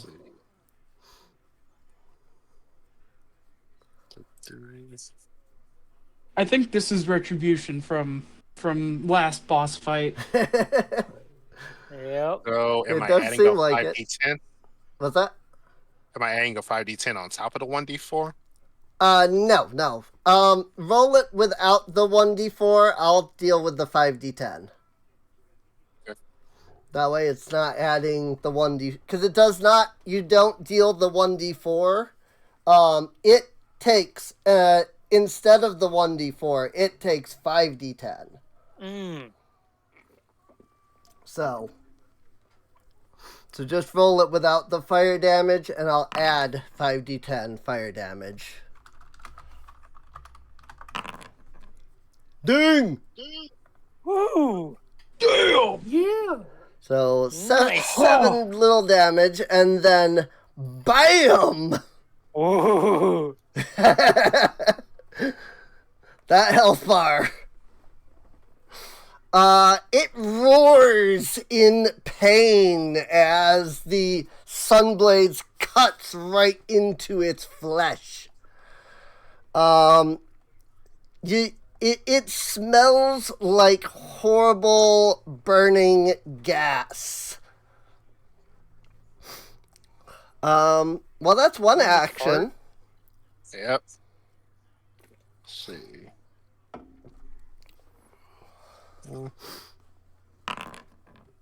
Tag! God damn! I think it's Dawn's time to shine. Right? Go Dawn! Yeah! 5d10. So it takes a little bit of this. And then it takes all of this. Nice. Very nice. All right. See, I think that's why it's level 11. If you get that fire, it hurts. Mm. And once again, I'm realizing, Jesus Christ, like I could have just made mincemeat of this thing. It is what it is. It is what it is. Actually fucking hurt, I can do tons of damage. Tons of damage. Always expect combat. Yeah, that's what I've been saying. So If you ever wondered, should I use one character because of possible combat or another character? Well, always the thing about AEC.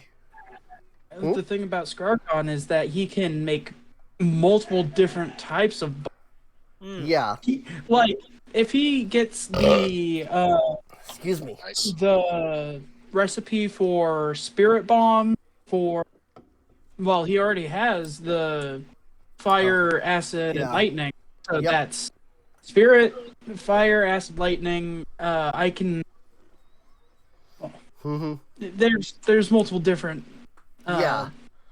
Basically, you can make you can make a bomb of just about any element eventually. So, anything else? You do technically still have an action. Yeah, true. Want to do a Hail Mary? I don't think it's gonna work. I mean, it'd be fun. You never know, but yeah. No, like the most you get on the next attack is a 29. You can critical. Yeah, that's true. Because that was a 19 on the die. And critical would still count as a success, but yeah, it's a 1 in 20 chance. I mean, it's up to you. You can take it, or you can literally 2 off. Rip. Unfortunate. Well, at least got some damage in. Oh yeah. Yep. And that brings us to Kona. Okay. So what that means is Frighten goes down to nothing now? Yes. Or would that be on? Okay. Yep. It goes away at the end of each of your turns. So move into flanking so that it has off guard. Yep. Sounds like a plan. And then I'm going to spend an action to intensify, and then strike. Okay. Give her a swing. Trying to give myself the best chance to hit possible. Right. I understand that. Because I don't even care if it's like a normal attack. I just want to connect. Right. Oh my God. I'm spending another hero point. I've got one left. You got one left.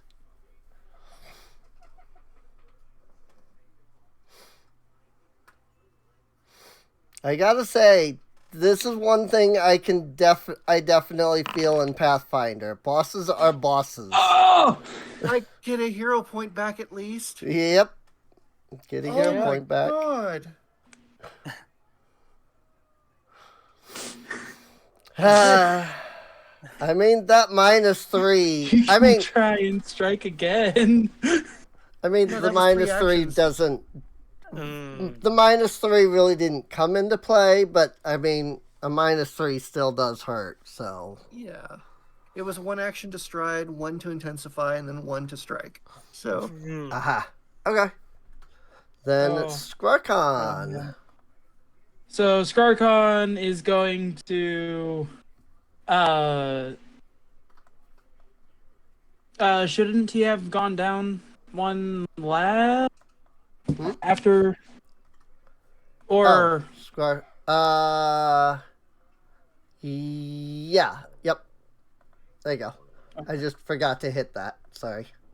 Okay, Scarcon is going to do his whole shtick. Going to throw the fire. Quick Alchemy reload.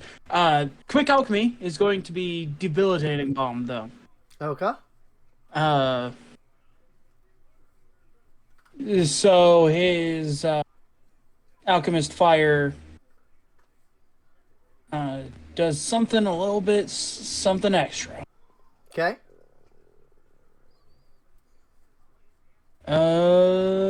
Excuse me. Good grief. Oh my God. I'm going to my hero point on this. Okay.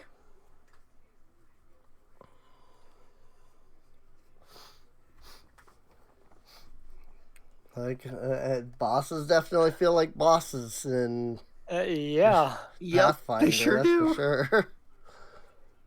My shit is lagging. Uh-oh. Hopefully it's not It's not letting me take down my hero points. Let's see if I can access it. There we go. You got it? Okay. Yeah. Cool.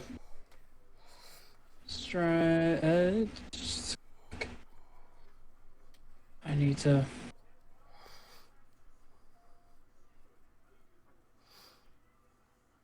Wow, it really does not want to load. Uh-oh.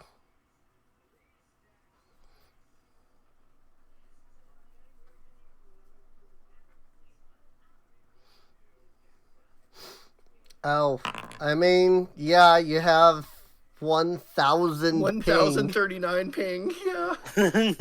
Hey, you hit. Yay! Finally a hit. Oh, well, I mean, I guess you didn't really need to roll damage because it is taking unique damage all on its own. Yep. But that's just to. So does it take 5d10 plus 2d8 because the persistent? Yes. So it takes this, and then it takes 2d8%. So it takes 35 fire damage, 10 splash damage, and then it takes. Well, it doesn't take yet. It takes at the end of its turn, but it will then take 2d8 fire damage at the end of its next turn. Damn. So nice. My turn. That's my turn. You did 45 plus some extra damage. Okay. Here's hoping I can do something. Hold on. Huh? Debilitating bomb.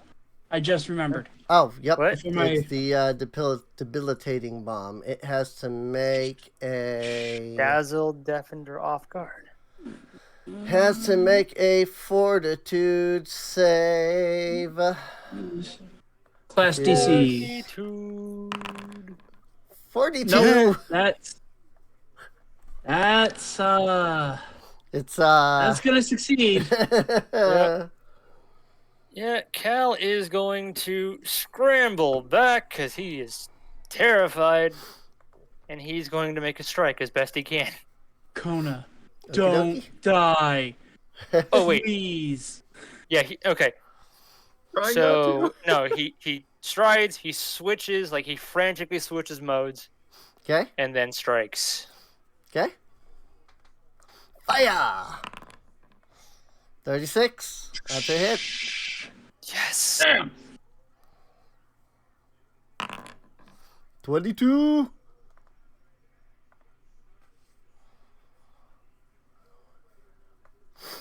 All right. And that's my turn. That's your turn. I did some damage. Yay. Yeah, everybody, I think, but Kona now has done some damage. At least Kona got to tell everyone its weakness. Right. Yeah. Team player. It's angry. Well, yeah. It's on fire. Well, it is on fire. It's taken a good few hits. It's angry. So it's going to lash out with all of its might. Don't die. I'm surprised it didn't hit me with a reaction when I ran. It doesn't have opportunity attack. Ah. Oh no, Kona. No. 23 damage. She's still up. She has 39 HP. She's still going to be up. Yep. Okay. Phew. Kona has a lot of hit points. That's good. That's good. Yeah. Oh no. Oh, it has to roll 1d20 because Don has taken his turn. Nope. Okay, that's still a success. 26 damage. Wait. I didn't apply map. But also, that was still a +2 to hit. I just forgot to apply map to Don. So it was still a plus. It's still hit by +2. So, I just realized that I didn't get it. But so, is it gonna come for the fire bombs? The firebomb special. That is looking real tasty right about now. I'm taking an attack on the creature. Sure. Because it moved away. Sure. And thankfully, I still have my Intensify since it lasts until the start of my next turn. Right. So hopefully this will actually hit, please.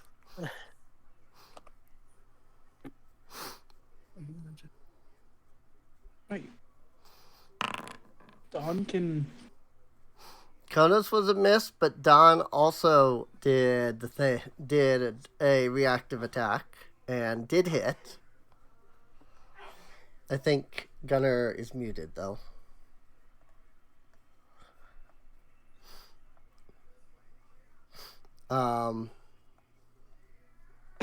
Nice. That's so cool. Okay. I just lagged out real hard apparently. Oh, man. And then it came right back. Okay. Yep. I that was me. I lagged. So. Yep, that was me. Interesting. Okay. So yeah, Kona missed by 7, unfortunately. Padan hit by +2, so Don can roll some damage.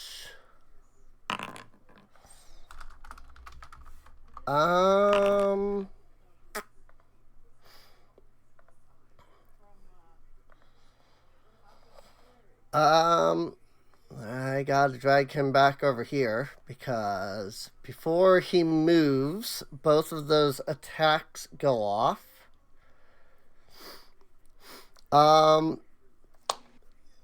It roars in pain as Don cuts right through the creature's chest. Fire bursts out of its chest, and it eventually drops and collapses to the ground. Its 2 giant greatswords now lying on either side of it. Don, when you cut open the glass goblin's chest, a small pink jewel tumbled out of its body. It's an infinity stone. No, it's not. Yeah. Whew. Yeah. What the hell's this? He just gets closer to he cautious. Anyone want to check this thing? Well, first of all, Skarkon's gonna run over to Kona. Double battle medicine. Battle medicine. I'm gonna move to there because 10 penny. Yeah. Apparently I dropped about 2,500 frames there. First. That's what OBS says, so that must have been the point where it lagged. So, but yeah, I mean, excuse me. Does anybody want to check the little pink gem? Yeah, Cal will. Okay. He'll use occultism on it. Sure. And yep. Skills, occultism. There we go. Yikes! Oh, Stone Cold. It's a gem. It's pink. It's a pink gem. Is it celebrating? So, is it celebrating a certain month? I'll admit that everybody still has their frightened modifiers, which are getting added into the numbers here. So Skarkon's medical check would have been a +1, not a -1. Yeah, it would have been a success. So it would have been a success, which I believe makes it a critical success, and therefore, no. Nope. Battle medicine's a different thing than treat wounds. It has the same stuff as treat wounds. Got it. But it is specifically not treat wound. Okay. So that's 2d8.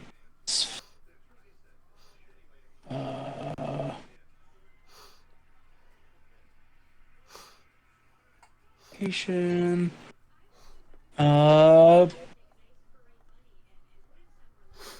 Plus. Mm-hmm.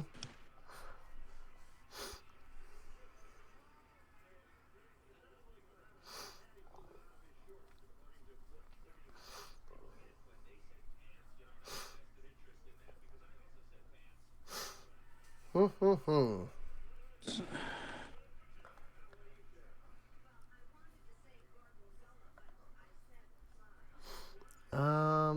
Putting this down for a moment. Ignore the fact that I have just put him down. Whoops. That's not what I want to do. I was thinking there was a way to...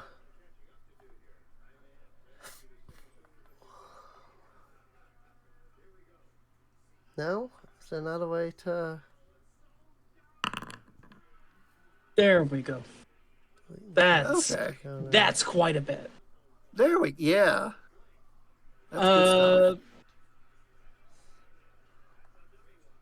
I've accidentally rolled the other one with my medicine instead of my crafting.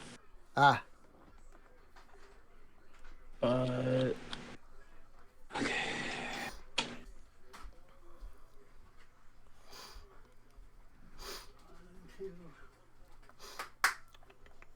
Okay. Wounds 2d8 plus 10. Or it's 2d8 plus 15. Medic dedication. 2d8. There we go. Oh, shoot. Whoops. /R 2.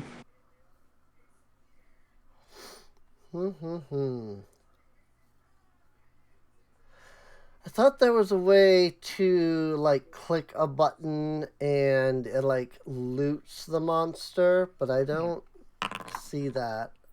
There we go. That's the healing the other one gave. Okay. So the Kona. yeah, the 25 is the battle medicine. So okay. The first one. Yep, the first roll. So I heal for that too. You heal that as well, yes. Okay. And now you're immune to battle medicine for 1 hour. Mm-hmm. But she's got a lot of hit points back, and she thanks Skarkon heartily for that. Dude, thank you so much. Just in case, Skarkon's also going to quick alchemy and give her a Elixir of life lesser. Yeah. Yeah. 3d6 plus 6, is it? Or is it just 3d6? Elixir. Elixir. 3d6 plus 6. Yeah. Of life. Okay. Yeah, 3d6 plus 6. So, okay.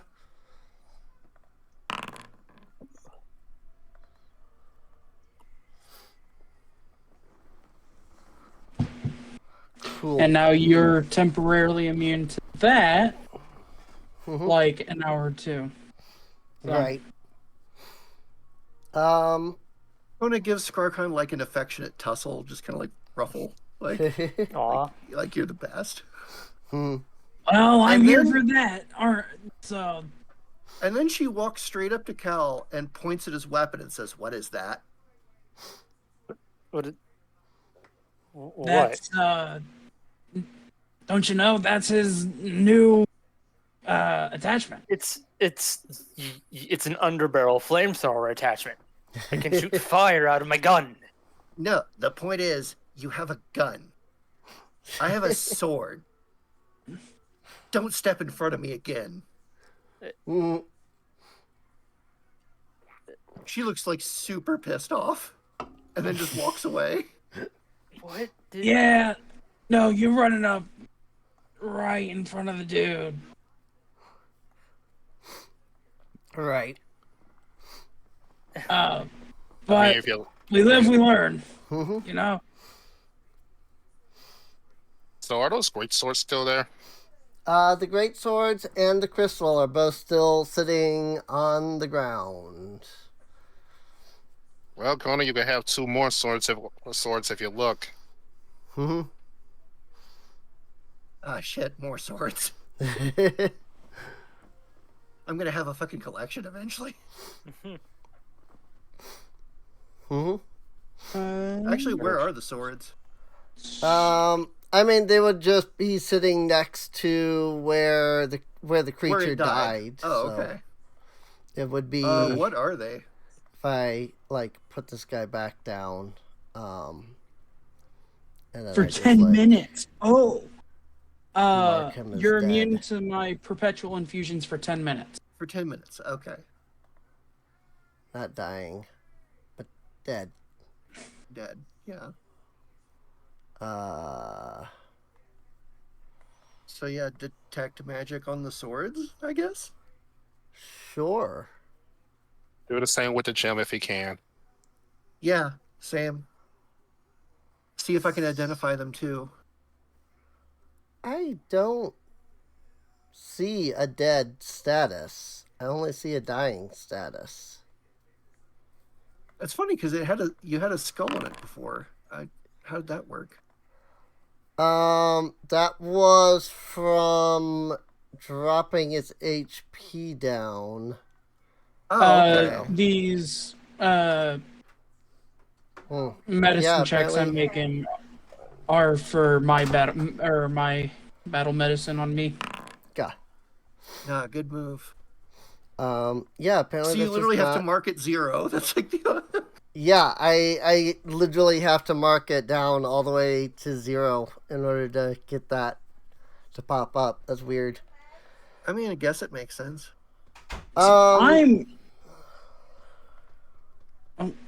Let's see.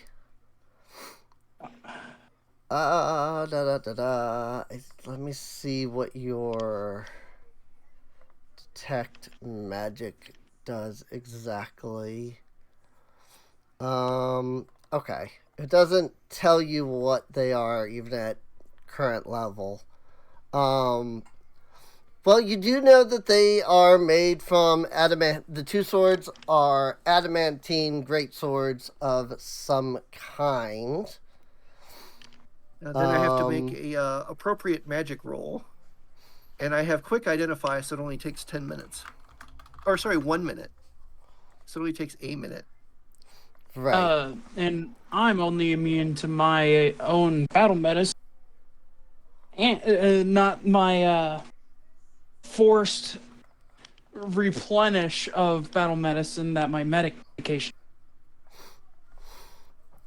So I can do that combo fine. As for the crystal, you can detect necromancy to begin with, but I feel like it would be more than just necromancy. Let me see. necromancy along with abjuration. Okay, she would, of course, tell everybody what she's discovering. Off of the crystal. There's abjuration, there's necromancy, and a hint of enchantment. Those are the school. Well, I guess it says you learn the school of magic for the highest level effect, but whatever. I don't care. So. You said it takes you 1 minute to do this, or? That's her detect magic. Minutes. Kona can also attempt to actually identify, and it takes, what, 1 minute? Yeah, 1 minute to identify. Okay. And do you need to make a roll on that, or is that? I roll whichever type of magic is appropriate. So. Okay. Well. So if it's a divine item, I'd roll religion. If it's arcane, I'd roll arcana, etc. Right. If it's weird, I roll occult. Right. For the swords, I would say arcana would be fine. For the crystal, you would need occultism. Okay, so I'll do arcana and then occultism. So I get my bonus. And,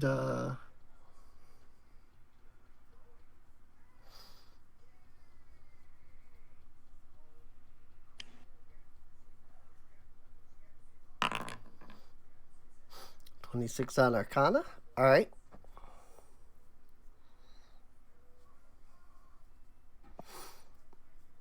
And then this is for the gem.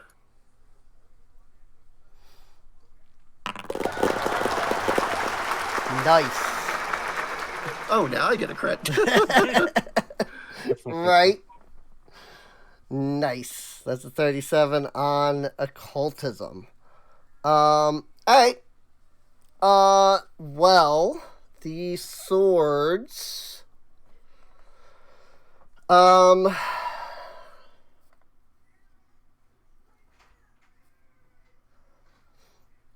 really?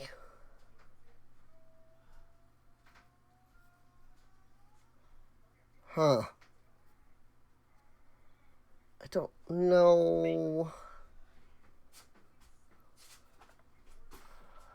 Hang on, because I clicked the identify and it gave me DCs for identifying. And I want to be sure that the numbers are right. I'm also not entirely sure where to look those up.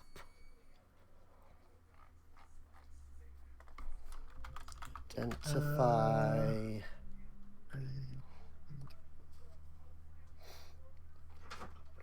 Magic. Oh, it's by the level of the item. By the level of the item. So I would have done, what was my check? 37 would be up to level 17. Okay. Interesting.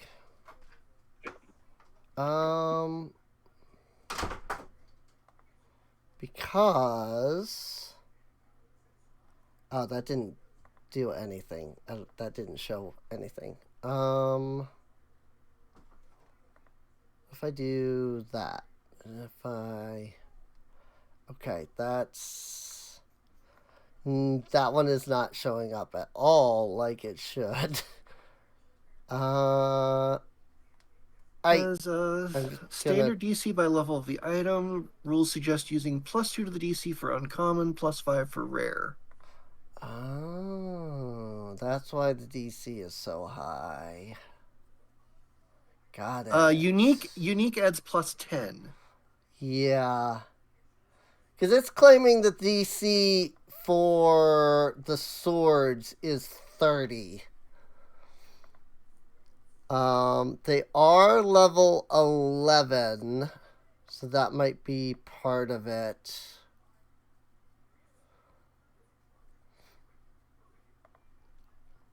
And uncommon would add too. Yeah, that's sounds right. Yeah. So okay. I mean, yeah, if that's the case, then you would not be able to figure out what the swords are. I feel like that's. I wonder, is that just because of the adamantine? Because if so, oh, it's entirely because of the adamantine. I got it. Okay. Yeah, you know that they're adamantine, so I'm gonna remove the adamantine as part of the identifying, which lowers the skill check considerably. Now the question is there some way that I can, like, post it to the chat, or... Not really.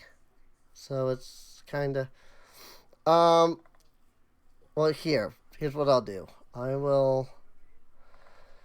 Since Kona's the one doing the identifying, I will throw them into her inventory. And you can do with that as you please. So I have thrown 2 adamantine greatswords that are +1 striking fearsome weapons. Which basically means that they're +1 adamantine greatswords. The fearsome gives them, when you strike with them, the target gets frightened 1. So I think they are unfortunately going to be absolutely useless to her. Okay. Because they are 2-handed weapons, right? Yes, they are 2-handed weapons. Yeah, she needs her lantern to be effective. Right. So... Yeah, I mean, you can give them to other people. You can throw them. Oh yeah, I mean, they're 2 great swords. Maybe, and if nobody can use them, sell them. Yeah, you can give them. They're always good for cash. Or that's just like a sell. You could either sell, or we could melt them down for parts. Mm-hmm. So how do I put them in party treasury since Kona can't use them?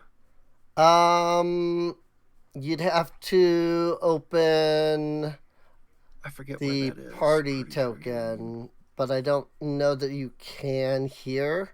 So I'll just grab them and move them over there. Oh, okay. I appreciate it. Thanks. Yep. They're now in the Party token. Or the Party stores, whatever you want to call it. Let's see. Meanwhile... but yeah, using her lantern, doing scrolls, like all that needs a free hand. So all that needs a free hand. Yeah, I can understand that. That's exactly why Mona doesn't have a shield anymore. I'd have to hop through too many hoops to get the shield hand free with all the stuff I've already done with them. Right. So I said, fuck the shield. There we go.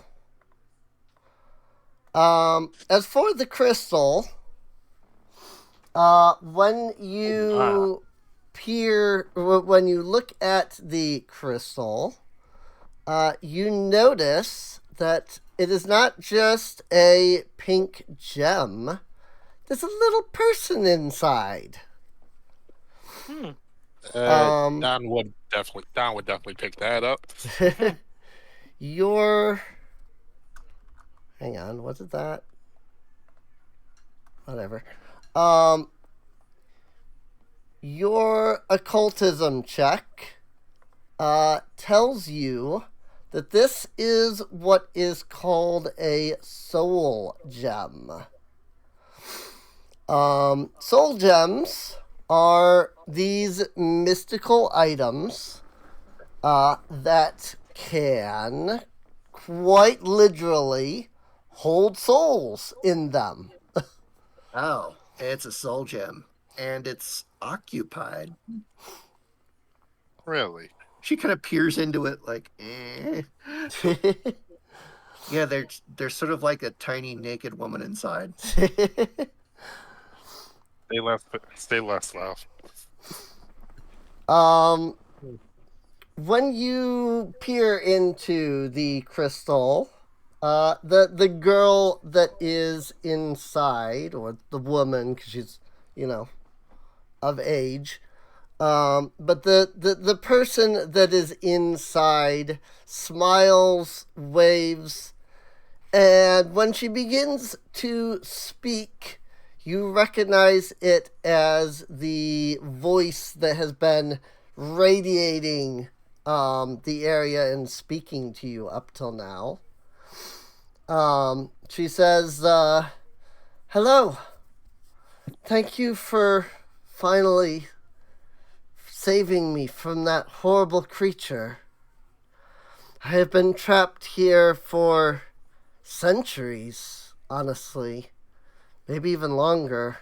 I'm not entirely sure.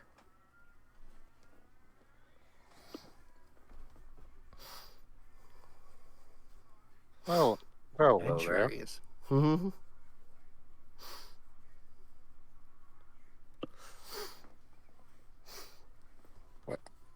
Hello there, little lady. Mm-hmm. She says, my name is Rin.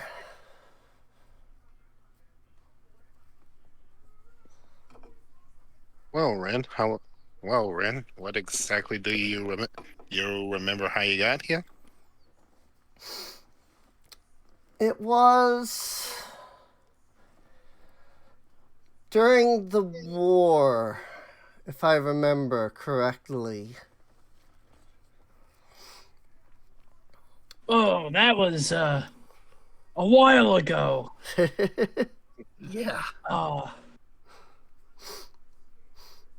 She says a very powerful lich attempted to use me as a sacrifice.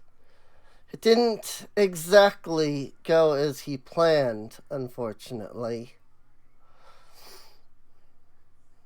And let me guess, now you're here? She says, I am sort of stuck in this gem. She says, this soul gem, the soul gem that I am now trapped in, the soul gem can't be broken normally. I'm trying to figure out the right wording. But she says yeah, soul gems can't be broken. Like you can't just smash a soul gem, they're crafted in a very special way. They're not just a crystal that you can, take a hammer and shatter or something like that. Yeah. So she's essentially telling you that she's trapped in the gem until there is some way to release her from the gem itself. Unfortunately, she's not entirely sure how to free her, or even if she can be freed. The only way that she knows of is to return her to the forge where the soul gem was created. Unfortunately, she has no idea where the forge is, if it even still exists. She doesn't even know, like, what time it is, what day it is, what year. She mentions that the last time she was free and could see the world, there was a terrible war against the Lich that sealed her away. I'm starting to think that tiny naked girl in the crystal is what our brands didn't want us to find. Yeah, probably. Well, I'm certainly not regretting it.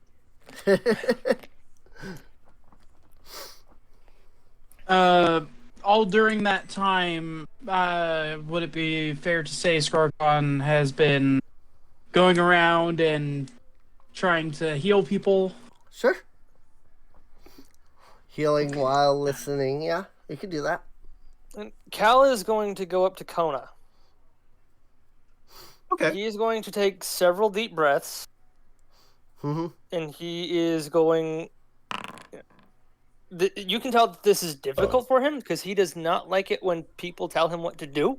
That is part of his blood. Right. But Dragon. he will open his eyes and say, sorry, to Kona. He was... he's going to say that, this was a fight. I was frightened out of my life. I went on instinct. I'm sorry I got in your way. I'm gonna just kind of like... I will try to hang back from now on. Kona just kind of like studies Cal for a moment, and then just nods and holds out her hand to him. Cal will take it. It's like the arm clasp thing, rather than the handshake. It's like the arm grab. Yeah. The like, Predator, the first Predator film. Oh, one of those. Gotcha. Yep. And she just kind of gives him a solemn nod, like, we're cool. We cool now. We cool now. Alrighty. My first thought was, to have Cal be angry, but then it's kind of hard to play D&D when two characters can't get along. Right. I mean, I think the idea inter-character I personally find inter conflict to be fun. Okay, if done right. Yeah. Yeah. I mean, I think the reasoning makes sense, though, for why he would... I mean, I wasn't going to have Kona, like, stay mad or anything. She was just, like, a little pissed off in the moment, and then it was like, okay, yeah, I'll get over it later. Right. Yeah, Cal just, as I said before, he hates being told what to do, and he would be personally offended by, what Kona had said, because, this is a fight. He was just doing what, he knew to do. Right. So the fact that Kona got mad, they're just like, wait, why? Nope, I can't move that. A better spot. I think I have. I mean, yeah. It is what it is. I can't really. It's hard for me to do like. It's hard for me to do like inter-party conflict because me personally, I don't like it when people don't like me. Well, you know that you and I are cool, right? That was. Just, I know. But when Kona and Cal, it's just it. Yeah. Okay. Since I imprint myself onto Cal quite a bit, and Kona doesn't like Cal. That see, you gotta separate. There has to be a separation of character himself. That's true. I'm trying. I'm trying. Probably the best that I've ever done with that is Shrody. Yeah. I mean, I impart a little bit of myself into my characters. Oh, it's everybody does. It's just what you got to do to get into. But there's got to be the barrier. Yeah. Oh yeah, you do have to always remember that character is separate.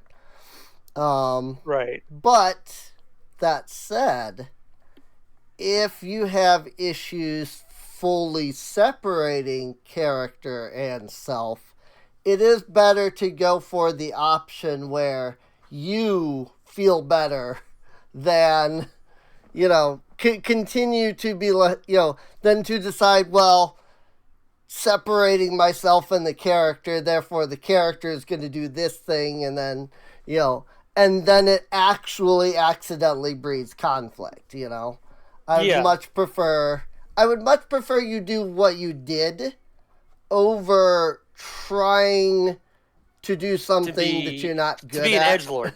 Yeah. Right. Basically, I would recommend everyone work within their comfort zone. Like that's just a good thing to do. Right. So, that too. So yeah. Anyway, I think that was the right call. Yes, I think At least it was the right seems call. like it. So. Thank you. I mean, how do you feel? That's the question. Well, give me a second so I can take off my glasses and just wipe my face. Ugh. Oh God.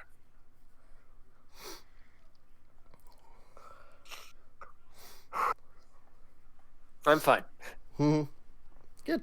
Okay. Because that's the real question. Are you okay with this resolution? Right. Yeah. Okay. That is the most important key. So. Ren. Go ahead. There's one character. Yeah. Well, So, Ren, do you know what that thing is? He points to the display of the planets.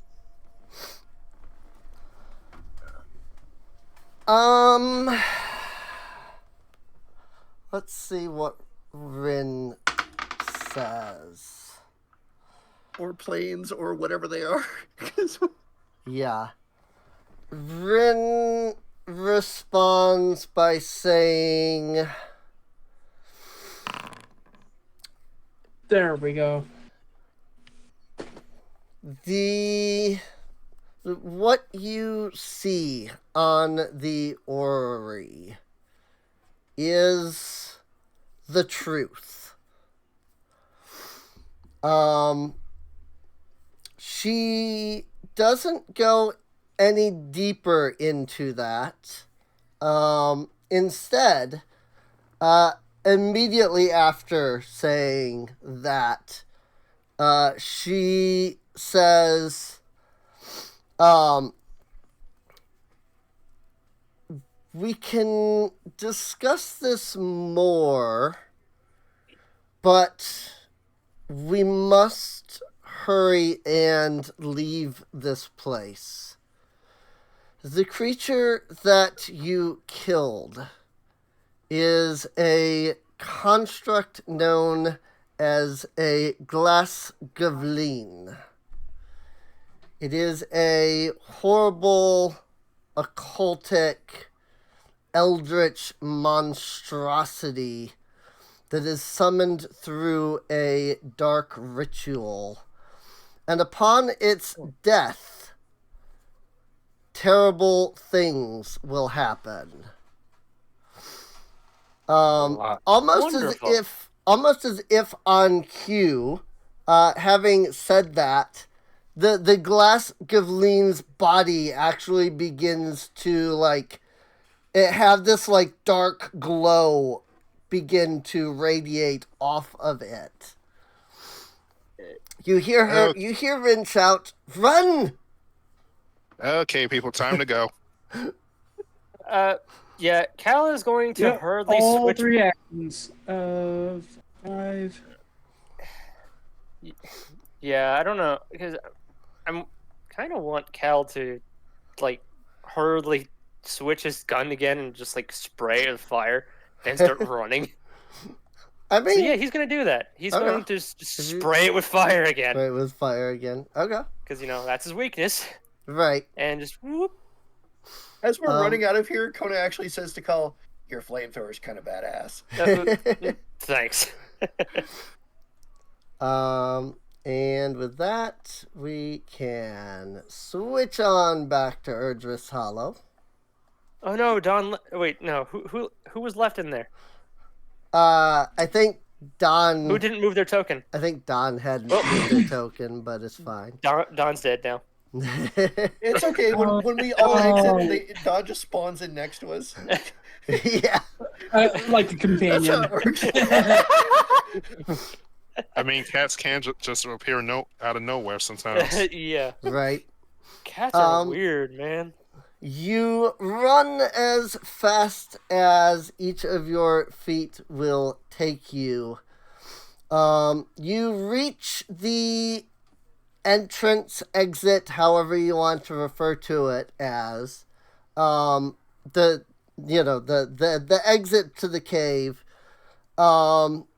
And just as you cross the threshold and step out of the cave, you hear a terrible... you hear the sound of an eruption behind you. And I'm guessing that's not a guitar solo. You feel the ground beneath you shake as the entire cavern collapses, leaving nothing behind. Wow. We certainly couldn't have timed it any better. Yeah, that was pretty close. Thank you, little lady. Well, I guess we'll never find out for sure what the weird thingy was. Kona, I love you, but sometimes.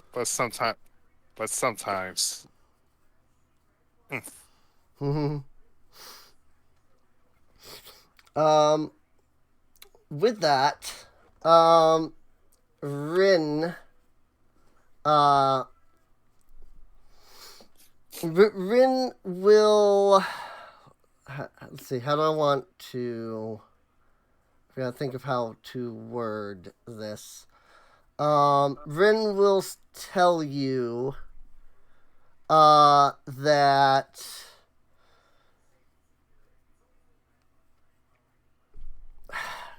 I'm trying to think.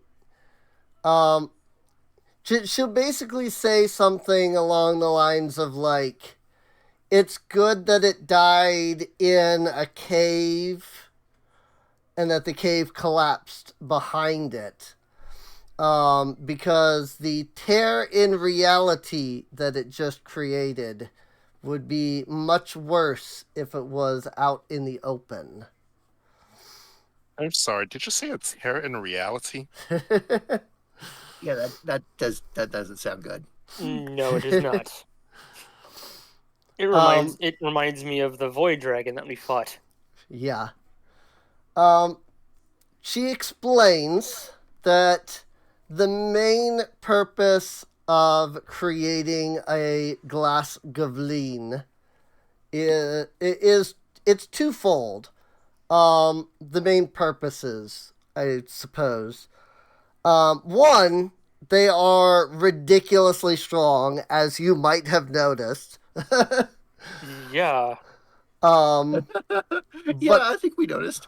But also, users of dark magic like to create them because even if the creature dies, it still benefits the creator in some way, tearing a hole in reality to... Well, she doesn't say where to. She just says tearing a hole into reality that leads to that place. to darkness, to void. Cal's gonna speak up and is like, you know, that thing looked an awful lot like a lizard folk. Was that once a living person? Possibly?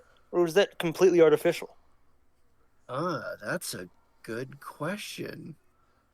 That's a good question that makes me wonder, could I roll an esoteric lore? Sure. See if I know the answer. Sure. Go ahead and roll an esoteric Let me lore. think about that a second. Sure, you can roll an esoteric lore on an awful lot like me. And since I had exploited it, I get to add +2 status. Nice.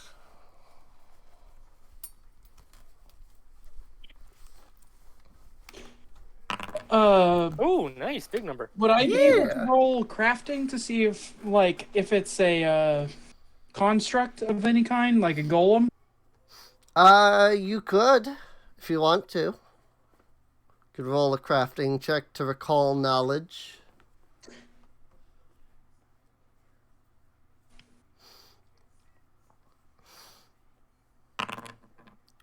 Ooh. 36. We got identical 36s. rolls. You got identical rolls. Team 36. Yeah. Hey, at least you guys are no longer Team 22. Yeah. I don't want to be on Team 22. That was ridiculous. Feels a bit like the 27 Club. Bad joke. I'm sorry. So Kona I don't even know Kona and Skarkon. The two of you mixed with Rin can kind of inform the party of what you just faced. The glass Gaben, as it's known as, sometimes also referred to as the Cow of Great Fortune, was, according to myth, a real creature. According to legends, the cow was the cow belonged to the smith Gaben. The word Gaben of meaning of the smith. That's what that is, a Celtic word that means of the smith. I'm getting Mel Gibson vibes. Glass, G-L-A-S, from what I understand, literally translates to cow. So if you say Glass Gaben, I know I'm saying that wrong. Somebody can, in the comments correct me, because I don't understand Celtic speech enough. But from what I understand, it literally translates to cow of the smith. Generally, it is considered that the idea, again, this is all Celtic Irish mythos, and I might be saying all of this completely wrong, but this is just what I got from my researching. Some of the Celtic idea is that Gaben was a real person, and that he was a smith, and so therefore they are the cow of Gaben. But it could also just be cow of the smith, as in a generic smith. No, nobody knows for sure. That this is the real life version that I'm talking about. Okay. So you look up and I'd have to look at I'd have to.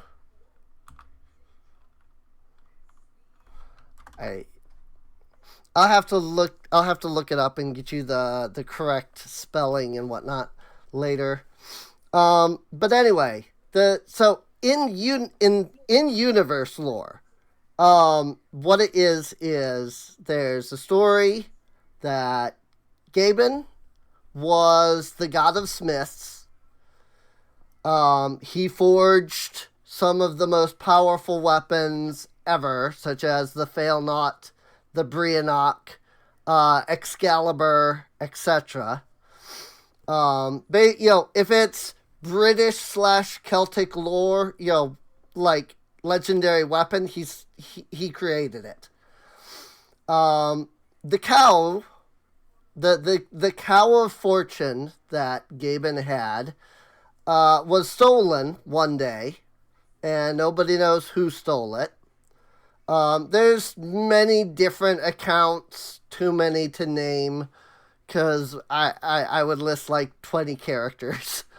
But the point is that essentially the cow is believed to have once been a real creature. It was stolen, it was killed, it was something, nobody's sure exactly what.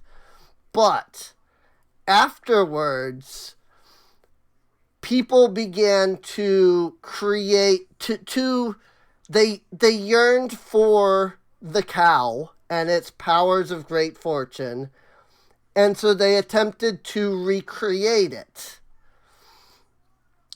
There's 2 ways to create it. You can either use the bones of the cow, which of course nobody knows where are, or if they even exist, or you can fashion its entire skeleton out of adamantine. Through a ritual of adamantine, several ridiculous alchemical machinations which weaken the adamantine's resistance to magic so that it can be manipulated. And then through several sacrifices, you can create what is essentially a corrupted version of the creature, the glass Govleen, as opposed to the glass Gaben. I know I'm saying both of those wrong, but you can see where you should be able to see where the difference is there. The creature that you fought was a glass Govleen. Glass Govleen. The glass Govleen is crafted in a hope to gain fortune, except that in an ironic twist of fate, the glass Govleen consumes fortune. Entire kingdoms will throw every bit of their gold at the creature just to satiate its hunger. It literally eats gold. What? So it's the U.S. government? And when it runs out of gold to eat, it goes on a rampage.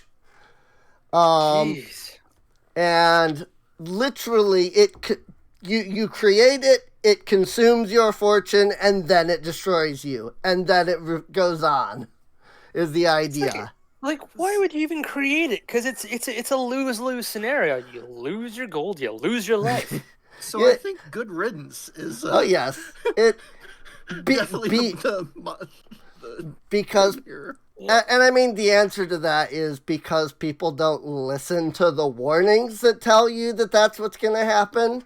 They think of it as the glass Gaben instead of the glass Govleen, and it will bring fortune, and then it doesn't. Because people are dumb. What was it Doctor Strange said about the warnings being after the spells? Yeah. Why are the warnings always after the spells? Yes. Yep. I mean, that's exactly the case. Like the ritual book is like this big tome that has a bunch of pages about how to perform the ritual, and then the last 2 pages are, by the way, you don't want to do this. Most people don't bother with the last couple of pages because they get so enthralled by everything else. No one reads the fine print. No one reads the fine print. No one reads the fine print. Right. That's exactly what it is. It's a fine print thing.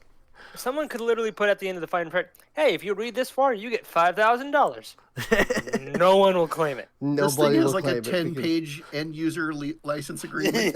Yeah. Yep. Oh, yes.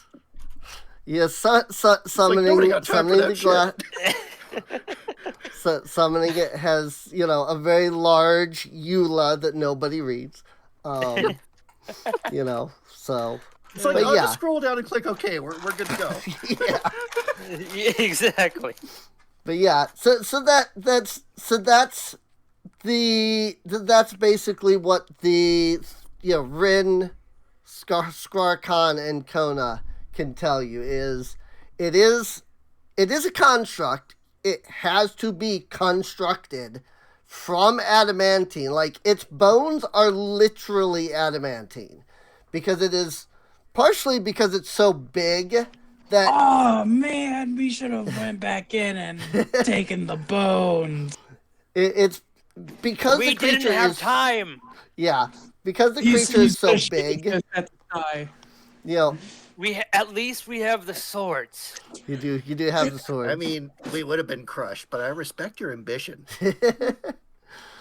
But yes, so its bones are made of adamantine because they are the only metal that is strong enough to be able to support the creature's ridiculous weight. The creature weighs several thousand tons just standing, or 100 tons. I don't know what actual weight would be, but so it'd be like, geez, that kind of. Let's see. How much does Godzilla weigh?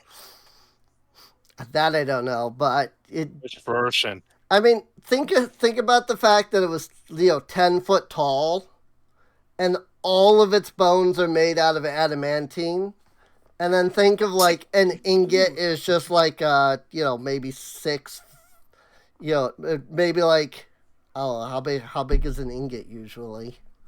Ingot? Usually an ingot's about, that's a good question. Standard size for ingots is 3 centimeters by 8 centimeters by 12 centimeters. Can that be done in inches, please? I'm American. I don't understand.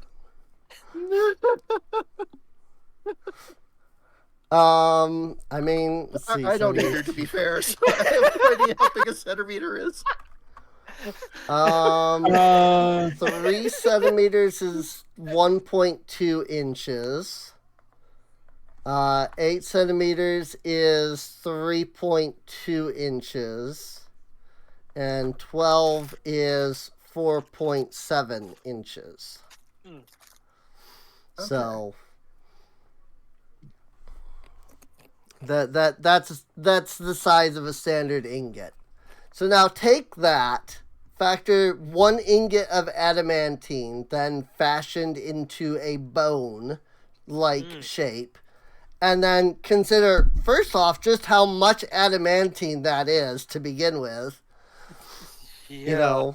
Because you're making an entire skeleton are the bones, porous, or are they just solid? This completely solid adamantine. Oh God, that's heavy. Yeah. And then on top of all of that adamantine, you've got the layers upon layers of skin and flesh that make up the creature's body. So it is huge. First off, kingdoms will go poor just trying to craft the dang thing. And then, according to lore, it takes equivalently 300,000 gold pieces worth of gold to feed it initially. Jeez. That's just soon as it wakes up. That's how much gold it has to consume to finish the ritual. Let's just hope that that ruler guy that we're supposed to supposedly topple somehow. Let's hope he doesn't get the idea of making one of those. Right? Yeah, they are this ridiculously thing is like the physical manifestation expensive. of the national deficit. Yeah, American greed, right there. Right, yeah. I mean, that is the entire idea of the creature, though, is that it is greed incarnate. So. Oh yeah, I just thought about something. Hmm? Since this is definitely a stopping point, we should probably do an outro. Probably. Oh yeah. Oh, here's a fun thing. 1 adamantine ingot costs 5,000 gold pieces, according to Pathfinder. So these swords are worth a ton of money. So, well, the swords aren't worth a lot of money. Each one is worth 1,940 gold. Can we sell one of them just for ScarCon? Just one for ScarCon. Yeah, I mean, you'd probably once you get to Kasan, but you wouldn't be able to right now. So, but we'll discuss more about that after, the end of the session, in which we do hope that you all have enjoyed. I know I had a lot of fun. I was super excited to introduce the Orrery to begin with, but also the Glasgavleen because it's one of my favorite monsters. But if you did enjoy, then feel free to subscribe here on YouTube if you're watching there, or follow if you're watching here on Twitch. This is streamed live, by the way, twitch.tv/Serene Inc. Feel free to come on out, hang out with us, chat, and, enjoy the show as it happens. But if you can't, you can still feel free to, just watch on YouTube. That said, if you are on YouTube, there should be links down below to Patreon and Discord. Another place you can come out and hang out with us and chat. And also get your name right over there on that box of patrons. Or if you want to, waste a lot of money, you could sub on Twitch and then, because they give me $1 for every $5 sub. So there's that. It's stupid. Think of all the push-ups that I'd have to do. Exactly. Oh yeah, that's right. I forgot about the whole doing push-ups thing. Oh, Yeah. and if you're watching this on YouTube, put 22 in the comments. Put 22 in the comments. Yes. Put 22 in the comments. 22. 22. 22. That was ridiculous. What is the chances that all 4 of you are going to roll 22 and then one of you rolls it twice? 22s. Yeah. That was ridiculous. But with that, we'll see you all next time. Woo! Good night, everybody. Bye. Bye, everybody. See you later.